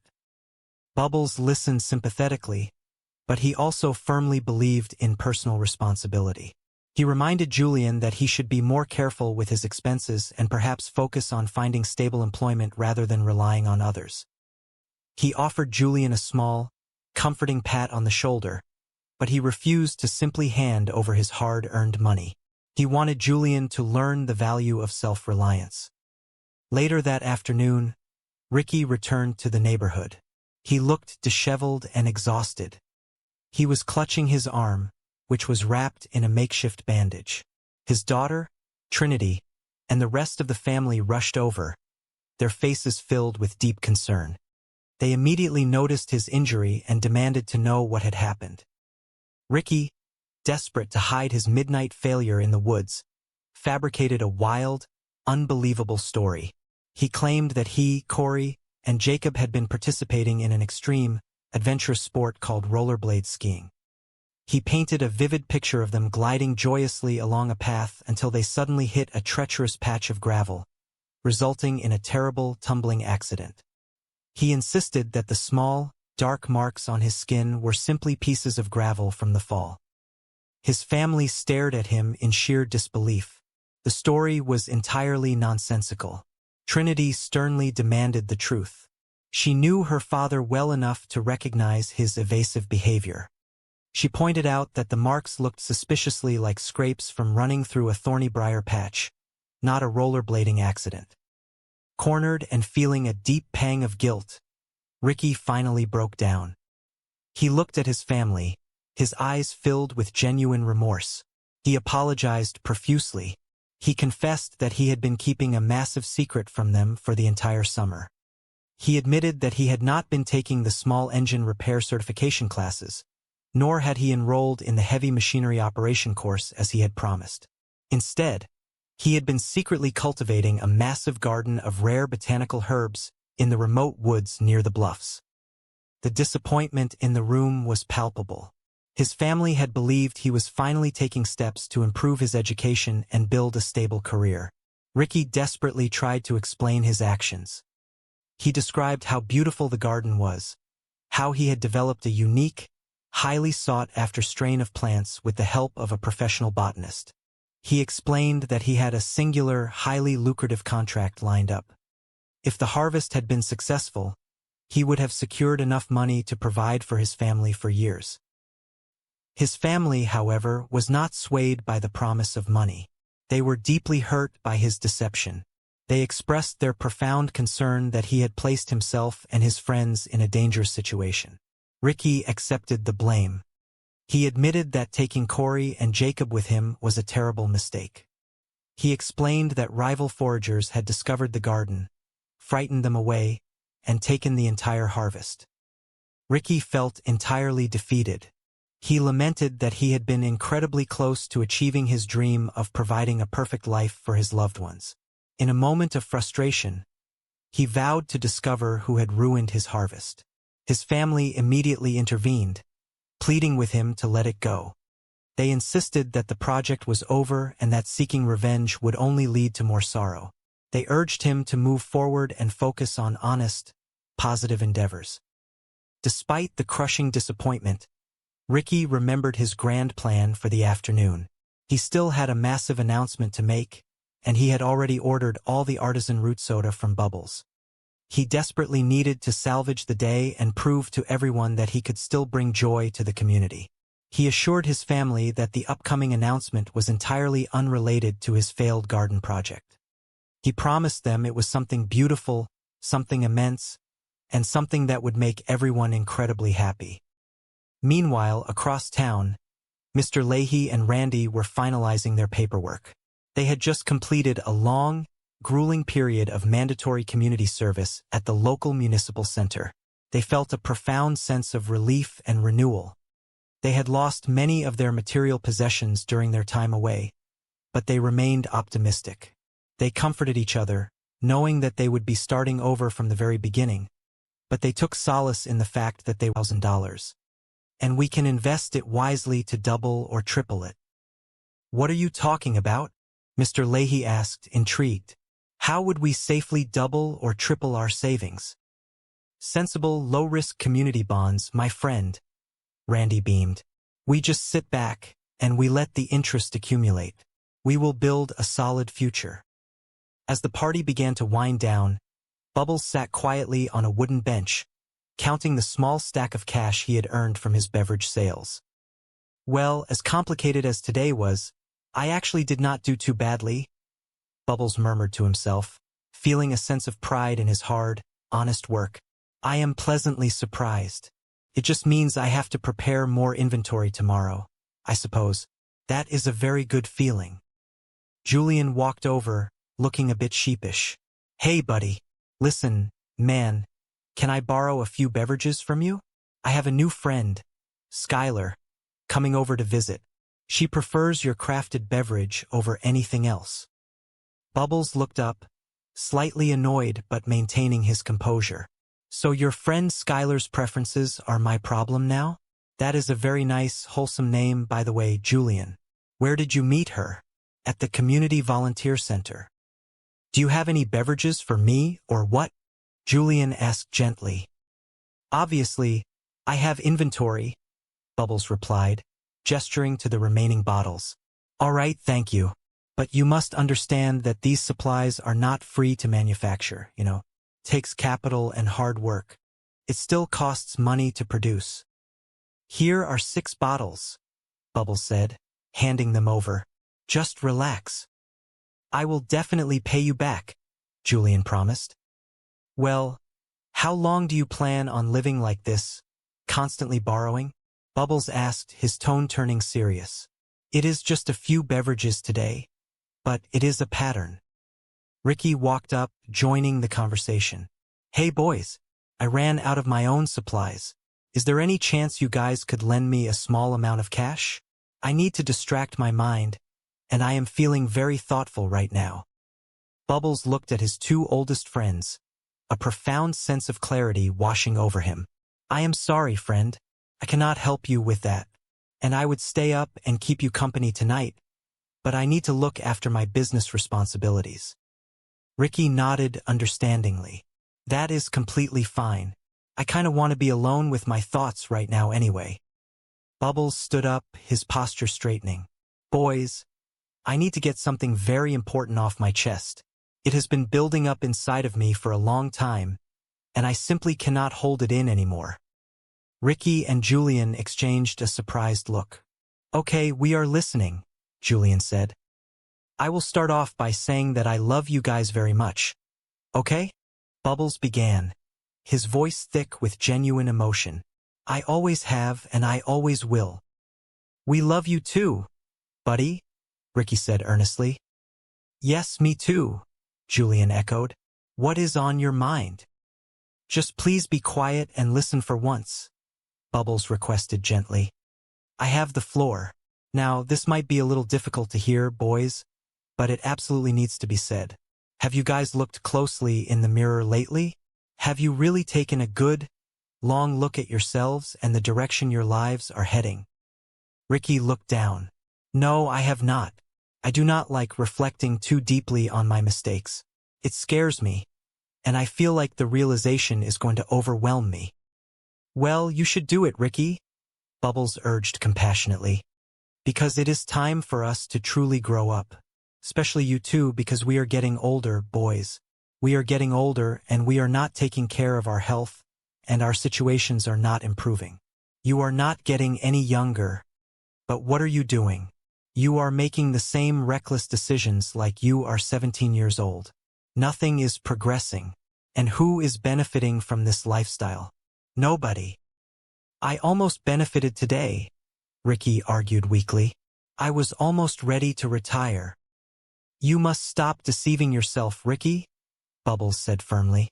That is the exact point I am trying to make. You are not retired, and you should not have been lying to your family and friends about your illegal agricultural project. That was entirely wrong. Ricky sighed, the fight draining out of him. Yes, it was wrong. I know. I am deeply sorry. It was a foolish decision. I should have been honest with you guys. This is a massive wake-up call for all of us right now, boys, Bubbles declared. I am telling you the absolute truth, because I have finally chosen a legitimate path. I have honest, legal business endeavors going on now, and I know how you guys typically operate when things get difficult. You have very little money right now, and I know what desperation turns into. The next thing you know, you are going to make a terrible mistake and wind up in serious trouble with the law. You could end up separated from your families for a very long time. Tears welled up in Bubbles' eyes behind his thick glasses. Imagine being completely isolated, all alone, having missed out on the best parts of life. And when you are much older, taking your final breaths, Ricky, there will be no family around to comfort you, and no Bubbles there to hold your hand. Ricky swallowed hard, the vivid imagery striking a deep chord within his heart. It is the painful truth, Bubbles concluded, wiping his eyes. If you guys truly love me as much as you say you do, and if you love yourselves and your families, then breaking the law and taking foolish risks must be over for good. We have to be better. That is all I have to say. I want you guys to think very deeply about that tonight. Bubbles handed Ricky a single bottle of sparkling water. Here, Ricky, consider this something refreshing to help you think clearly. I hope you find your way back to a good place, Julian. Good night, boys. As Bubbles walked away into the peaceful night, Ricky and Julian stood in silence, holding their drinks. The cool breeze rustled the trees once more, but this time, it felt like a cleansing wind. Ricky looked at the bottle of water in his hand, then looked up at the stars. For the first time in a very long time, he didn't feel the urge to run or scheme. He just felt a quiet, profound desire to finally build a life he could truly be proud of. The cool evening air brushed against Ricky as he stood at the edge of the dense forest, looking out over the quiet town. This was a monumental night for him. For the first time in his life, he had built something entirely on his own, and he felt the thrilling anticipation of success. He took a deep breath, the scent of pine and damp earth filling his lungs. He reflected on his past mistakes, realizing that his previous missteps often happened because he relied too heavily on his friends, Julian and Bubbles, instead of taking personal responsibility. But tonight was different. He had finally educated himself. He had learned that if you want something done right, you have to do it yourself. Well, he admitted silently, he did have a little help, but the vision was all his. He had arranged a brilliant, completely legitimate arrangement with a local botanical dispensary in the city. They were going to purchase his rare, carefully cultivated artisan herbs. It was a cash transaction, clean and straightforward. He felt a profound sense of accomplishment. He was finally going to achieve stability. He knew Julian and Bubbles might feel a little left out when they discovered he had built this enterprise without them. He had initially considered telling them, but he decided it would be much more joyous to surprise them. He planned to host a massive celebration, a grand party for the whole community. Parties, in his experience, had a wonderful way of bringing people together and smoothing over any hurt feelings. Ricky turned to his loyal companions, Corey and Jacob, who were waiting eagerly a few paces behind him. He raised a hand, signaling for their attention. He instructed them in a hushed, serious tone. He told them to follow him just past the tree line. He emphasized that once they reached the garden, they needed to remain perfectly quiet and focused.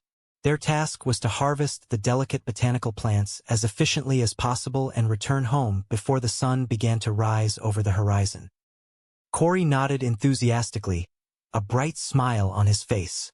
He assured Ricky that they had everything under control and expressed his deep gratitude for being included in such an important harvest. Suddenly, a loud, startling noise echoed through the trees.